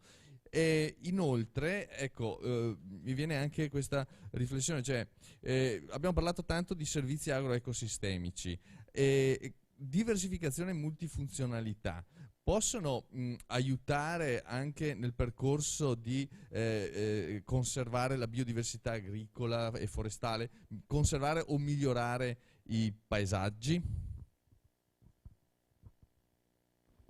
Grazie per le domande, è particolarmente impegnativo rispondere a tutto quello che bisognerebbe trattare in un tema così ampio. Io innanzitutto porto il saluto del Presidente regionale Passarini, che non è potuto essere presente ai lavori stamattina e mi ha delegato di farlo al posto suo. E per andare alla domanda prima, la risposta è sicuramente sì. I giovani devono approcciarsi all'agricoltura. Noi auspichiamo che la multifunzionalità, l'innovazione, la diversificazione delle tecnologie possano essere uno stimolo per questo, e sembrerebbe che così fosse, visti i numeri degli studenti che popolano i nostri istituti tecnici agrari e l'università che tra l'altro oggi anche ci ospita. È un auspicio che assolutamente deve per forza di cose trovare realizzazione, anche perché mi permetto di dire forse se così non fosse, molto del lavoro di questa mattina sarebbe un po' meno utile, perché senza i giovani, senza l'evento di Forze Nuove, una programmazione che vede un periodo che va fino al 2030, senza giovani non ha senso di essere. I giovani però arrivano in agricoltura per vari motivi, assolutamente quello della necessità di conoscere e di produrre e soprattutto di avere un reddito, ma i giovani hanno bisogno di essere accompagnati. Non arrivano dal nulla, spesso sono di famiglie già agricole, ma hanno bisogno di insediarsi in territori dove l'attività possa agevolarli, soprattutto nelle loro idee e nella loro progettualità. E prima parlava il collega di Coldiretti di una questione secondo noi fondamentale, la questione della diffusione della banda larga sui territori. Oggi gli strumenti informatici sono assolutamente necessari anche in un lavoro che è quello dei campi, ma una questione annosa che a noi sta particolarmente a cuore è legata al credito. Le aziende dei giovani spesso sono le aziende meno strutturate, sono le aziende che hanno bisogno, come dicevo prima, di essere accompagnate e stimolate. I dati che abbiamo dicono che purtroppo le domande di accesso al credito, prima avevo visto qualcuno degli amici delle banche, presentate dai giovani, vengono respinte in un numero prossimo al 30%. Il 27-28% dei giovani che fanno domanda di essere beneficiari di mutui o di finanziamenti non riescono a averlo. Mentre per quel che riguarda gli over 40 questo numero si riduce a un 9% per ovvie ragioni. Comunque solo l'11% degli agricoltori europei hanno meno di 40 anni e noi siamo convinti che questo sia un numero che deve cambiare e che deve assolutamente trovare modo di essere implementato. Per quanto riguarda i servizi ecosistemici, per quanto riguarda la CIA viene sfondata una porta aperta.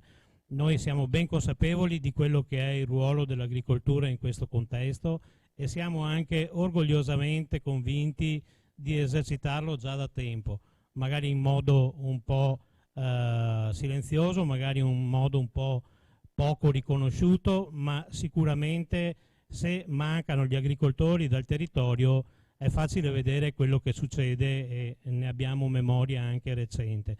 Quindi assolutamente sì, implementare il ruolo dell'agricoltore anche da quel punto di vista, ma teniamo ben presente che quello lo facciamo già e vorrei dire che è anche un valore aggiunto alle nostre produzioni. La differenza dei nostri prodotti è il loro forte legame col territorio e la forte necessità di presenza dell'uomo nei posti dove questi vengono fatti. Ripeto, se manca la mano dell'uomo, sempre, senza nessuna eccezione, si incorre in grossi problemi. Una questione che però mi preme sottolineare è che l'aspetto ecologico dell'agricoltura deve essere sicuramente di primo piano, ma non dimentichiamo la necessità di fare reddito, la necessità che anche le aziende agricole vengano riconosciute come imprese e quindi il ruolo della politica ad accompagnare questo percorso. Come ultima riflessione mi viene da riprendere, che non vedo più prima, quanto aveva affermato il professor Povellato. La questione sostenibilità deve essere un atteggiamento di base che porta a dei compromessi.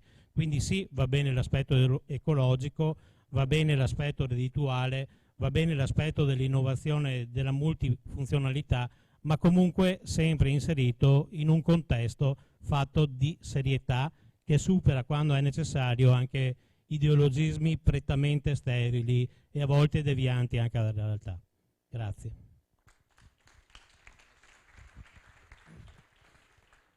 Grazie a Fachin.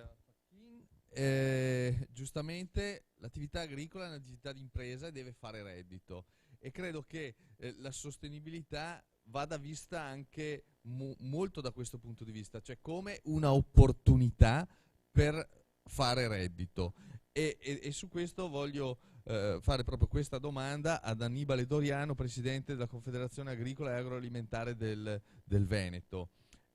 Gli agricoltori veneti sono pronti a cogliere queste opportunità date da sostenibilità, da servizi e dai servizi agroecologici, e soprattutto noi abbiamo delle aziende già forti, strutturate, che sono in grado quindi di innovare e interpretare in maniera corretta queste opportunità e prenderle. Abbiamo altre aziende invece che al momento non sono attrezzate. Quindi ecco, dobbiamo intervenire su queste aziende, perché questa è la direzione che deve prendere tutta l'agricoltura veneta?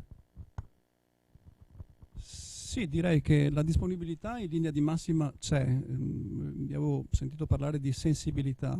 Le nostre aziende agricole sono come le aziende agricole di altre organizzazioni sindacali, quindi al massimo possiamo parlare di disponibilità a produrre in maniera agroecologica, utilizzando un'economia circolare. Questa è la domanda, giusto? Il punto è che dobbiamo però soffermarci, senza fare filosofia, e però capire cosa significa economia agroecologia, nel senso che non tutti gli stakeholder sono convinti e hanno una desinenza comune. Sicuramente l'agroecologia si avvale di metodi biologici, d'accordo, per cui si usa l'ammendante nel terreno, si porta il letame nel terreno per produrre fieno, c'è un riferimento circolare, si garantisce la biodiversità e si cerca di combattere il cambiamento climatico usando meno input tecnici o meccanici, perché la differenza tra l'agricoltura biologica è che dobbiamo introdurre nel processo produttivo, prima ancora di riciclarlo, meno mezzi tecnici, per fare in modo di, e qua mi collego all'aspetto come si dice, olistico della faccenda, che l'agricoltura ecologica deve essere considerata nel suo insieme, e quindi guardando anche l'aspetto politico, sociale ed economico. Deve rispondere a tutti questi requisiti. Io dico che se si riesce a fare tutto questo, sicuramente l'agricoltore, che non può essere di grandi dimensioni ma deve avere dei appezzamenti piccoli, deve fare un patto col consumatore in zone locali, quindi la filiera deve essere sicuramente corta, non si può produrre per la grande distribuzione organizzata. Questo perché? Perché in caso di crisi, di shock economico, in caso di crisi climatici, di alluvioni, si è dimostrato negli altri paesi del mondo che questo tipo di agricoltura è resiliente. E quindi metti caso che l'agricoltura tradizionale, industrializzata, che proviene dalla rivoluzione verde e che non è stata capace a risolvere il problema della fame del mondo, i consumatori devono poter, se non trovano il pacco di pasta al supermercato PAM, devono andare all'azienda agricola di quartiere a prendere ciò che gli serve per mangiare. Questo potrebbe essere un metabolismo di base che garantisce una sovranità alimentare. Il punto è che in questa maniera qua noi abbiamo per anni detto che l'accorpamento fondiario deve servire per dare maggiore competitività all'azienda agricola, per abbassare i costi, e quindi è giusto che ci siano maggiori superfici, quindi in una direzione tradizionale. Adesso stiamo dicendo però che anche aziende piccole in rete tra di loro che presidiano il territorio possono servire da substrato per eliminare tutta una serie di problemi, compresi quelli climatici. D'accordo? Per farlo, e se riconosciamo questo ruolo multifunzionale che ho visto nelle 10 priorità della conferenza regionale riportato ben 7 volte, e quindi dobbiamo dire che il piccolo agricoltore deve presidiare il territorio, deve limitare l'emissione di CO2 nell'atmosfera per combattere i cambiamenti climatici, non deve usare presidi chimici né di sintesi, e deve usare il sovescio per eliminare il dilavamento delle sostanze organiche. Cioè, tutto questo gli deve essere riconosciuto. Cioè, se in lui incarna un ruolo che trascende la mera produzione agricola, la collettività si deve far portavoce di questo e permettergli di avere una valorizzazione del lavoro che fa, se decidiamo che è importante. Perché prima si mangia e poi si fa filosofia. Grazie Annibale Doriano. Diciamo che l'agricoltura italiana è un po' come, no? Cioè, proprio intendo dire, la struttura delle aziende agricole italiane è un po' come l'agricoltura, come l'ambiente, con una grande biodiversità. Noi abbiamo aziende grandi, aziende piccole, aziende con filiera corta, aziende che servono la grande distribuzione organizzata, aziende piccole che si mettono insieme e che fanno, no, grandi imprese. E, cioè, qua mi viene subito in mente Stefano Zanette, presidente del consorzio del Prosecco DOC. Ecco, credo che questo del consorzio sia uno dei modelli dove tanti viticoltori si sono messi insieme, si sono dati una disciplina e hanno poi generato un prodotto di successo. Ecco, a Zanette quindi voglio proprio chiedere come la cooperazione, partendo dal suo caso specifico, come la cooperazione si sta attrezzando proprio per creare valore per i produttori, perché poi l'obiettivo finale è quello lì, no? Di utilizzare leve di marketing che possono essere più svariate, ma alla fine per valorizzare i prodotti, la qualità dei prodotti, per portare valore all'impresa agricola. Tra le leve di marketing, la sostenibilità, la salubrità, il benessere animale, ecco, uscendo fuori anche dal campo vitivinicolo. Zanette. Grazie dell'invito, un saluto particolare all'assessore Pan e al dottor Blasi che se n'è andato. Grazie appunto. Partendo dalla cooperazione, per non parlare sempre di Prosecco, la cooperazione è sicuramente una di quelle forme di aggregazione che hanno dato un vero impulso al territorio, perché partendo anche da proprio l'aggregazione, il mettere assieme delle micro aziende, micro imprese, soprattutto nella zona veneta, perché è un esempio di cooperazione virtuosa. Non è così dappertutto nel resto dell'Italia, ma nel Veneto ci sono stati appunto questi esempi che attraverso la cooperazione c'è stato questo connubio produttore che è diventato trasformatore e alla fine, per valorizzare ulteriormente le proprie produzioni, è riuscito anche ad andare direttamente sul mercato. Il valore della cooperazione, dal mio punto di vista, è uno fondamentalmente, che è radicata veramente nel territorio, cioè è un'impresa che rappresenta il territorio. Quando si parla anche adesso di Prosecco, ma quanto può durare il Prosecco? A molte aziende sinceramente che operano e che sono nella fase finale della commercializzazione, molto spesso mi viene il dubbio quanto gli può interessare che duri il Prosecco.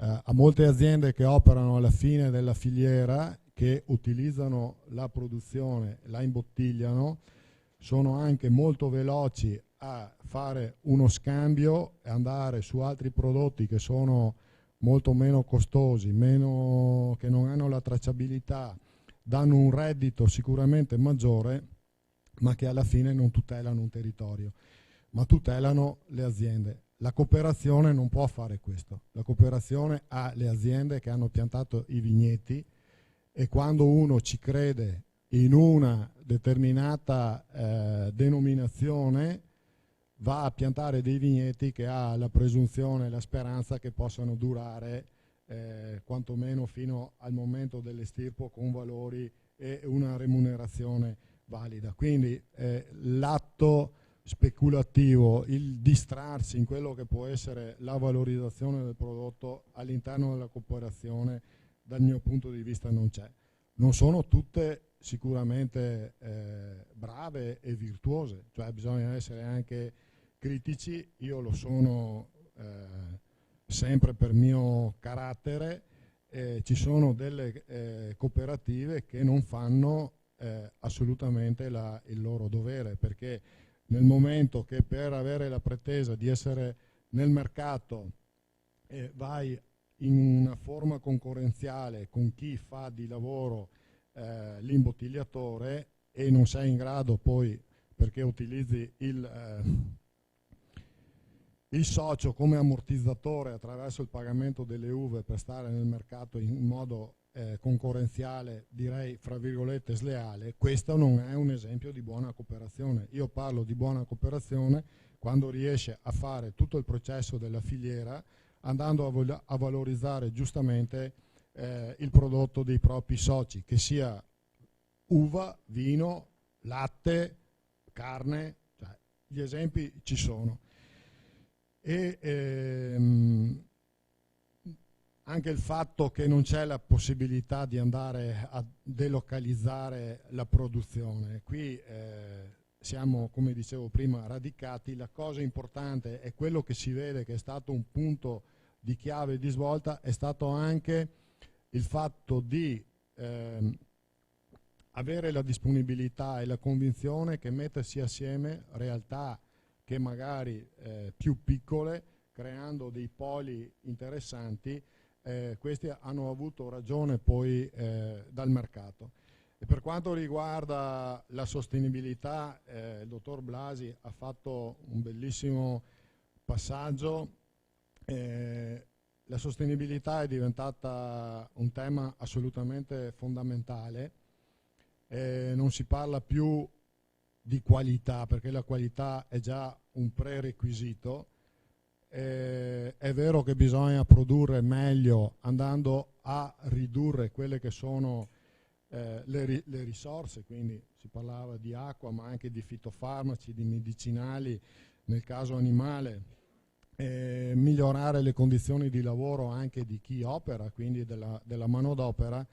Ma quello che credo sia veramente importante, è stato citato prima, ripeto, dal dottor Blasi, è quello di arrivare a livello nazionale a fare una sintesi di quelle che sono tutte le opzioni della sostenibilità, e in questo caso mi riferisco soprattutto al settore viticolo, perché le offerte sono tante, c'è tanta confusione, ma non si può comunicare qualche cosa di concreto.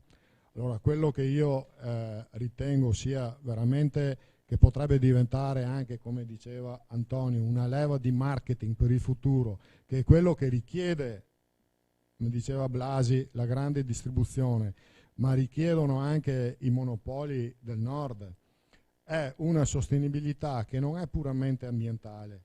Ho sentito parlare di 3 pilastri, ma bisogna fare una certificazione che sia basata veramente sulla certificazione di questi 3 pilastri, il pilastro sociale, il pilastro economico. Perché a un convegno a Verona nel mese di ottobre i monopoli norvegesi e svedesi che erano presenti non si sono interessati tanto di quello che era l'aspetto ambientale della sostenibilità, ma puntavano il dito sulla sostenibilità economica, sociale delle imprese. Quindi rapporto corretto con i propri lavoratori, che non ci sia sfruttamento, aziende che siano sane, perché se l'azienda non è sana non fa assolutamente nessuna scelta da questo punto di vista. E per quanto riguarda anche il biologico, con una certificazione che noi stiamo proponendo come consorzi, tra l'altro apro una parentesi non per vanto ma giusto per comunicare che sono il nuovo presidente di e Qualitas, che è questo standard che propone la certificazione su questi 3 pilastri, è includente anche il biologico. E perché è importante che venga incluso il biologico anche nel sociale e nell'economico? Perché, scusatemi tantissimo, ma uno che fa un'azienda, che ha un'azienda biologica, può produrre un prodotto biologico di altissima qualità, ma di essere un delinquente, cioè di avere lo sfruttamento con il caporalato, di non essere un'azienda sana dal punto di vista economico. Quindi non è sufficiente più per gli operatori esterni a livello internazionale parlare solo di sostenibilità ambientale. Dobbiamo andare oltre. Questo si sta recependo a livello ministeriale. La sintesi verrà fatta, mi auguro, presto, e abbiamo veramente bisogno di poter avere delle produzioni che siano certificate da terzi, perché solo così potremo andare a proporci nei mercati e anche a difenderci da attacchi che possono essere anche giustamente fatti dal cittadino e dal consumatore, ma dobbiamo essere in grado di dare queste risposte.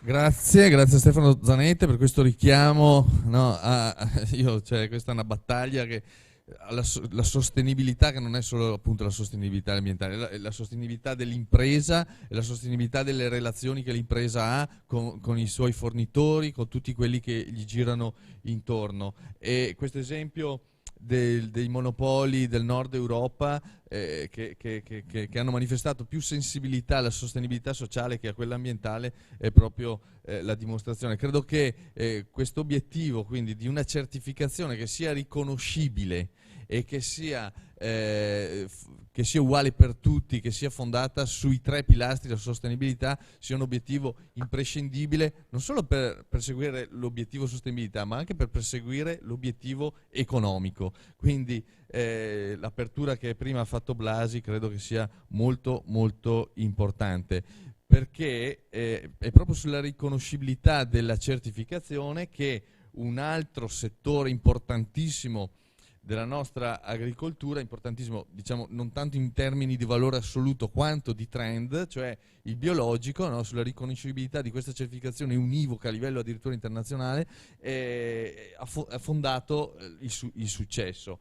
E quindi chiedo ad Andrea Bertoldi, che come vi dicevo è coordinatore nazionale di Alleanza delle Cooperative, si occupa proprio di biologico, non solo dentro Alleanza Cooperative ma anche nella sua cooperativa che è Brio Coop Primavera. Ecco, a lui chiedo intanto quali possono essere più o meno le prospettive che vede per il biologico nei prossimi anni, e poi se le normative, perché come ha richiamato anche Stefano, no? Alla base poi ci vuole il quadro normativo. Ecco, se il quadro normativo attuale per il biologico è sufficiente a garantire il settore e anche da inquinamenti che arrivano da altri campi. Grazie. Ma innanzitutto volevo complimentarmi per il lavoro che è stato presentato oggi, perché credo che rappresenti un po' un modello di un metodo, insomma, per fare un'analisi, per arrivare poi ad investire correttamente dei denari pubblici, no? E quindi questo un complimento anche perché con piacere ho riscontrato che, diciamo, se percorriamo tutta quella che è stata la presentazione, davvero il settore del biologico, diciamo che ci sta bene in tutte le puntate che abbiamo avuto presentate oggi, no? Nel senso che diciamo serve un prodotto certificato da terzi, serve un prodotto che abbia la tracciabilità, serve un prodotto che abbia la sostenibilità, sono tutti temi che diciamo sono già ben rappresentati e che il consumatore conosce già bene. Questo è un vantaggio secondo me molto importante. Diceva prima Blasi, sì, facciamo tutte queste cose sull'acqua, però poi non riusciamo a comunicarle, no? Ecco, il biologico in tutti questi anni, per fortuna, per bravura, non si sa, secondo me molto perché interessava davvero al consumatore, è riuscito a creare un rapporto di fiducia con appunto i nostri clienti finali, no? Che dietro a quella bandierina verde con le stelline capisce che lì dentro c'è la sostenibilità, c'è la tracciabilità, c'è la qualità. Certo ci sono anche i truffatori, come dappertutto, insomma, come anche i Rolex sono taroccati e anche il biologico è taroccato, però voglio dire, dall'incontro di oggi io ho avuto la conferma che il futuro sarà un futuro in cui non distingueremo più il biologico dal convenzionale, ma c'è una convergenza che sta venendo avanti, no? Tutta la presentazione che abbiamo visto oggi va nella direzione che è quella che il biologico in qualche modo ha prefigurato. In questo senso la cooperazione sta puntando molto, io sono coordinatore del biologico da qualche anno e la cooperazione è stata creata, questo coordinamento, perché la cooperazione sta puntando molto sul biologico e tutte le strutture cooperative in tutte le filiere, si è parlato adesso del vino, in Veneto le aziende che si stanno convertendo di più al biologico sono quelle viticole, no? Perché questo abbinamento tra la qualità del vino e il biologico passa facilmente perché si parla un po' la stessa lingua, no? Che è poi la lingua del marketing, il fatto di riuscire a comunicare al nostro consumatore finale dei valori che sono aggiuntivi rispetto al prodotto in sé. Qualche anno fa noi dicevamo ma non si certificheranno mai biologico perché alla gente interessa che il vino sia buono, cosa gliene frega che sia biologico? No, se fa un vino biologico ma non è buono non lo comprerà mai. È vero, però chi fa il vino buono e lo vuole vendere bene ha interesse ad aggiungerci questa certificazione del biologico perché interessa al cliente finale. Quindi il mio invito, che lo faccio del mondo della cooperazione ma anche a tutti gli altri mondi, è cerchiamo di chiederci che davvero il biologico non possa essere una scorciatoia per cui magari non per il 2030 ma per il 2040 l'agricoltura sia tutta bio. Sul discorso delle normative, è vero, il biologico ha questo difetto che è regolamentato, difetto o pregio, è regolamentato a livello comunitario molto bene e proprio è molto preciso il regolamento in tutti i passaggi e questa regolamentazione implica però che ci sia un continuo aggiornamento. Noi oggi ad esempio abbiamo un grande problema sulle rotazioni perché a livello nazionale è stato fatto un decreto uguale per tutta Italia che ha in pratica imposto che tutti si facessero le rotazioni in un certo modo. Noi oggi chiediamo alle regioni, 3 regioni lo hanno già fatto, di fare delle deroghe a questo decreto, perché purtroppo altrimenti, ad esempio, la pratica dei sovesci, che è una tecnica fondamentale nel biologico che si usa ormai anche nel convenzionale, non si riesce più ad applicare perché è considerato una funzione secondaria e quindi non fa parte della rotazione, insomma degli aspetti veramente sciocchi da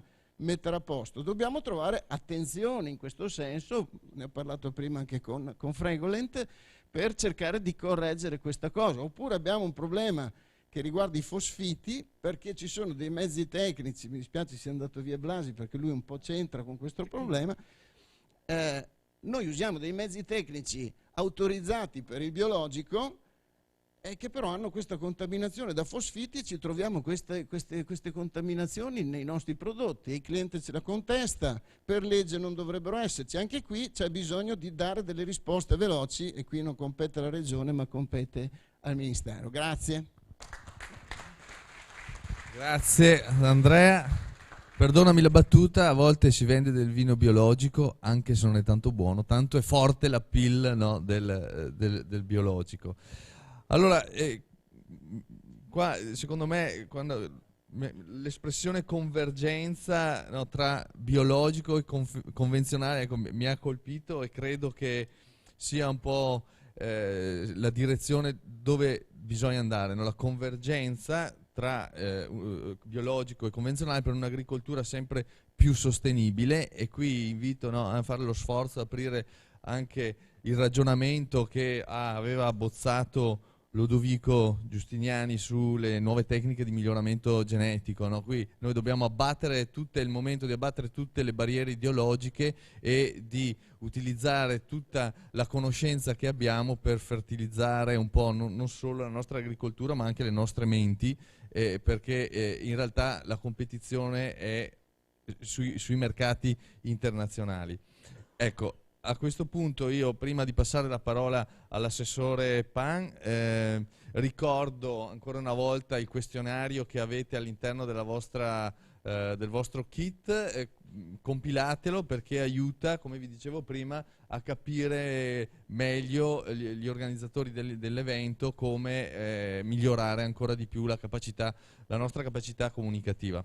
Assessore, a questo punto abbiamo fatto un bel percorso e abbiamo visto, no, quali sono le 10 priorità della Regione nel piano strategico, ci siamo confrontati con gli operatori. A lei adesso il compito di chiudere dandoci la prospettiva per la nostra agricoltura fino al 2030.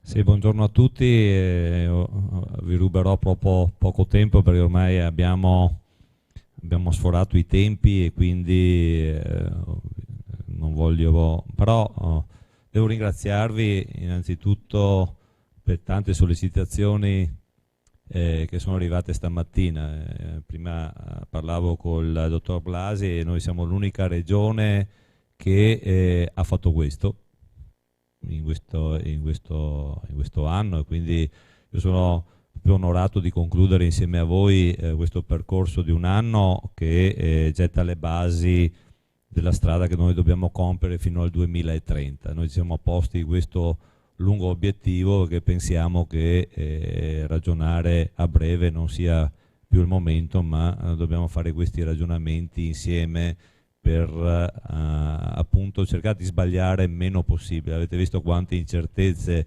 ci sono, quante naturalmente criticità dobbiamo risolvere, ma abbiamo scelto questo approccio appunto per coinvolgere tutti, coinvolgere sia gli operatori, gli imprenditori, gli stakeholders e naturalmente tutti coloro che sono qui presenti oggi, ma anche coloro che ci seguono via streaming, quelli che hanno comunque operato tra virgolette democraticamente alle scelte che poi hanno fatto sì che abbiamo chiuso attualmente questo programma strategico della Regione. Innanzitutto sottolineo come le presentazioni e gli interventi di stamattina ci hanno dato il senso degli sforzi compiuti affinché questa conferenza non fosse solo della Regione ma appartenga a tutto il sistema agricolo del Veneto.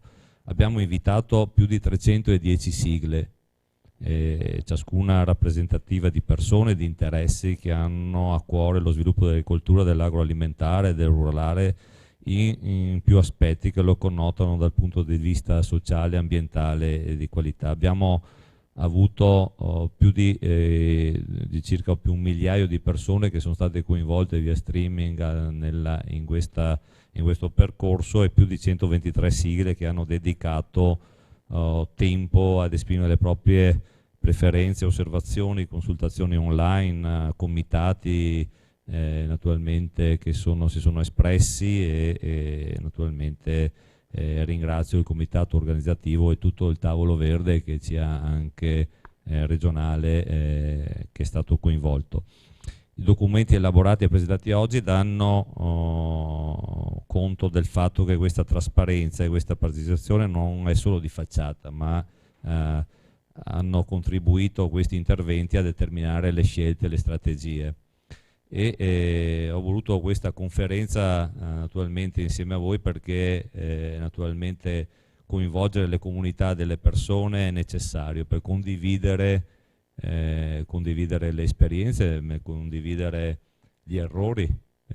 Questa programmazione che andiamo a concludere, avete visto, ci sarà un trascinamento probabilmente anche fino al 2022 e quindi naturalmente questo ci darà da una parte un po' di tempo ancora per pensare se queste strategie che abbiamo messo in campo oggi sono giuste, se possono essere ancora naturalmente cambiate, possono essere migliorate o implementate magari da esigenze dell'ultima ora. Abbiamo visto quante criticità assieme abbiamo vissuto, io con i miei direttori, saluto il direttore che avevo che adesso è il Ministero, Andrea Comacchio, che ha voluto insieme a me allora questa conferenza. Saluto il dottor Fregone che l'ha sostituito e che ci ha creduto insieme al dottor Contarini, al dottor Zanol, ma tutta la struttura regionale che ha lavorato e tutti i tecnici che hanno lavorato con me in questo senso. E quindi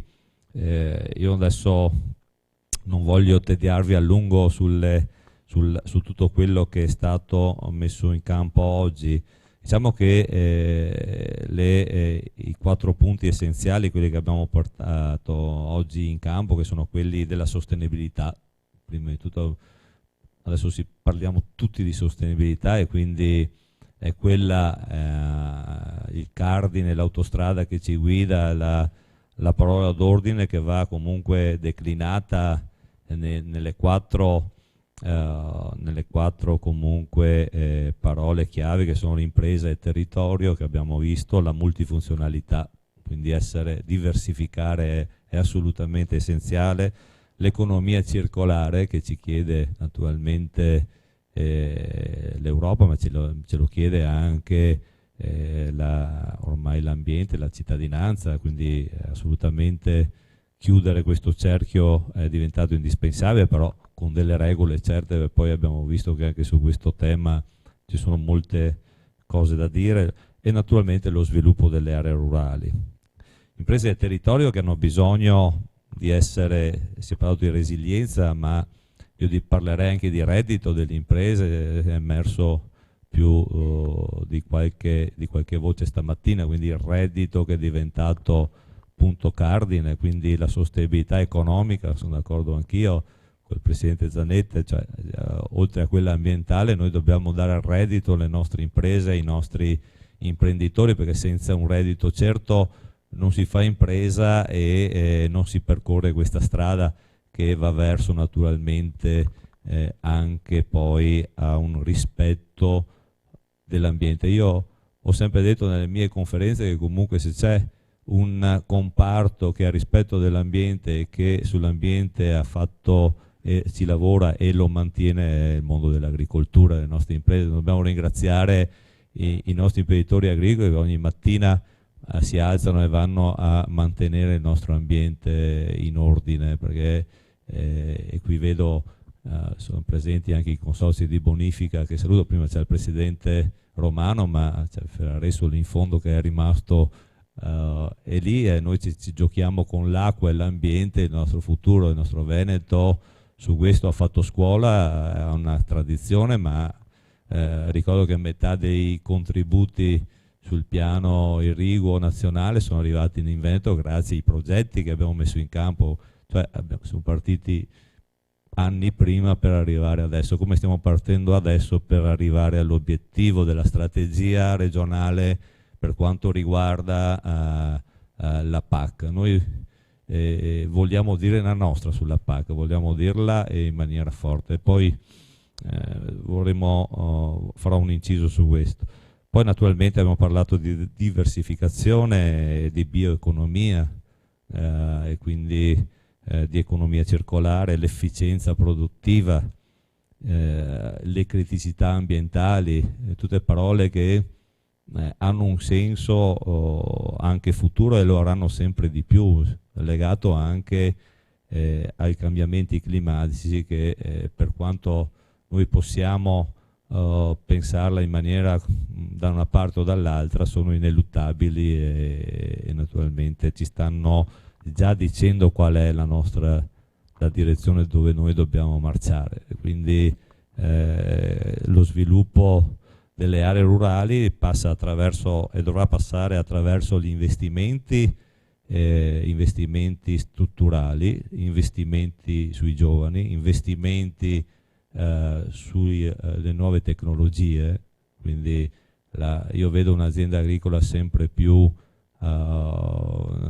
informatizzata, sempre più allegata si parlava di 4.0, ma probabilmente andremo anche molto in là, quindi un imprenditore agricolo che non è più il contadino che pensavamo che abbiamo ereditato dai nostri padri e dai nostri nonni, ma che diventa il giovane legato al mondo, alla globalizzazione, che riesce anche da solo con i propri mezzi essere parte del mondo e mandare i propri prodotti tutti i suoi prodotti non solo nei mercati interni ma anche quelli esterni, quindi creare questa rete che diventa essenziale, che comunque sia una rete e questi prodotti che devono essere diversi rispetto a quelli che ci dà il mondo, perché noi siamo, e la nostra forza, cari signori, sarà la diversità, e quindi prodotti più sani, più biologici, più sostenibili, perché quello ci chiede il mondo, e quello è il nostro futuro. Il nostro futuro è far capire ai 7 miliardi che siamo che se vogliono mangiare qualcosa di buono devono comprarlo da noi e pagarlo il doppio, il triplo rispetto a quello che acquistano magari da altre parti. E questo è il nostro futuro, e quindi perché non perché siamo più bravi, ma perché abbiamo la maggior biodiversità del mondo, perché sappiamo fare le cose bene e di qualità, e questo ce lo devono riconoscere. E vado un po' a braccio perché mi ero preparato un lungo discorso, ma poi l'ora si avvicina alla fine. Ho avuto tante sollecitazioni da voi e penso sia positivo. Io ogni tanto farei queste, ancora non concluderei qui questa conferenza regionale, ma magari questo è un punto di partenza verso altri obiettivi. Siamo comunque convinti che questa Europa che ci aspetta con questa nuova programmazione non sarà semplice, non sarà una passeggiata. Non avete visto, si parla già di tagli, si parlano di tagli anche profondi, si parla comunque di una nuova stagione anche ambientale sul primo pilastro, quindi è stato già detto, forse lo avete colto dalle parole del dirigente del Ministero, che l'Europa pensa appunto che sul primo pilastro molte delle attività ambientali lì dovranno essere risolte, quindi probabilmente ci troveremo una pacca molto diversa da quella che pensiamo. Il sviluppo rurale, secondo pilastro, siamo stati chiari anche ieri col Ministro che ci sta spalleggiando. Noi per Costituzione le regioni hanno e sono autorità di gestione su questo tema, e quindi noi il nostro budget lo vogliamo che sia comunque forte, che le misure siano sì concordate, quelle generali col Ministero, ma che poi ogni regione sia libera di gestirle e di modularle in base alle proprie esigenze. Quindi siamo stati chiari, ma su questo tema ci sono anche molte regioni europee che ci stanno seguendo, gli stessi bavaresi e i belgi, la Bretagna, quindi molte regioni europee. Su questo siamo in sinergia. Quindi vado un po' alla conclusione, ringraziando naturalmente tutti coloro che hanno collaborato a questa conferenza tecnica scientifica. Un ringraziamento allo staff scientifico della conferenza, composto dalle nostre 3 università, dal CREA. Lo rivolgo in particolare al coordinatore scientifico, il professor Andrea Povellato, e lo ringrazio per la sua autorevole competenza e per tutto quello che ha fatto e per averci accompagnato naturalmente alla definizione di queste priorità. Ringrazio anche i direttori che ho già fatto prima, e delle 3 direzioni, delle 6 unità organizzative.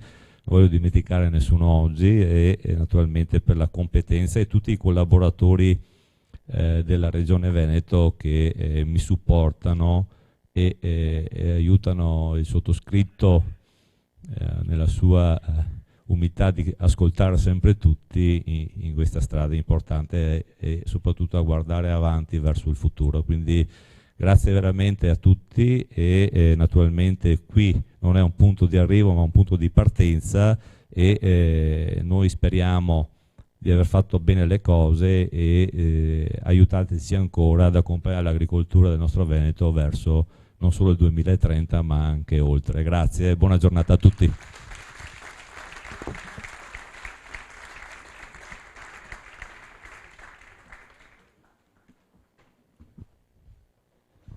Grazie. Vi ricordo ancora, mentre uscite, vi ricordo ancora il questionario, mi raccomando, compilatelo, lasciatelo al tavolo qua fuori, appena sopra la sala. E buona giornata a tutti. E sostenibile.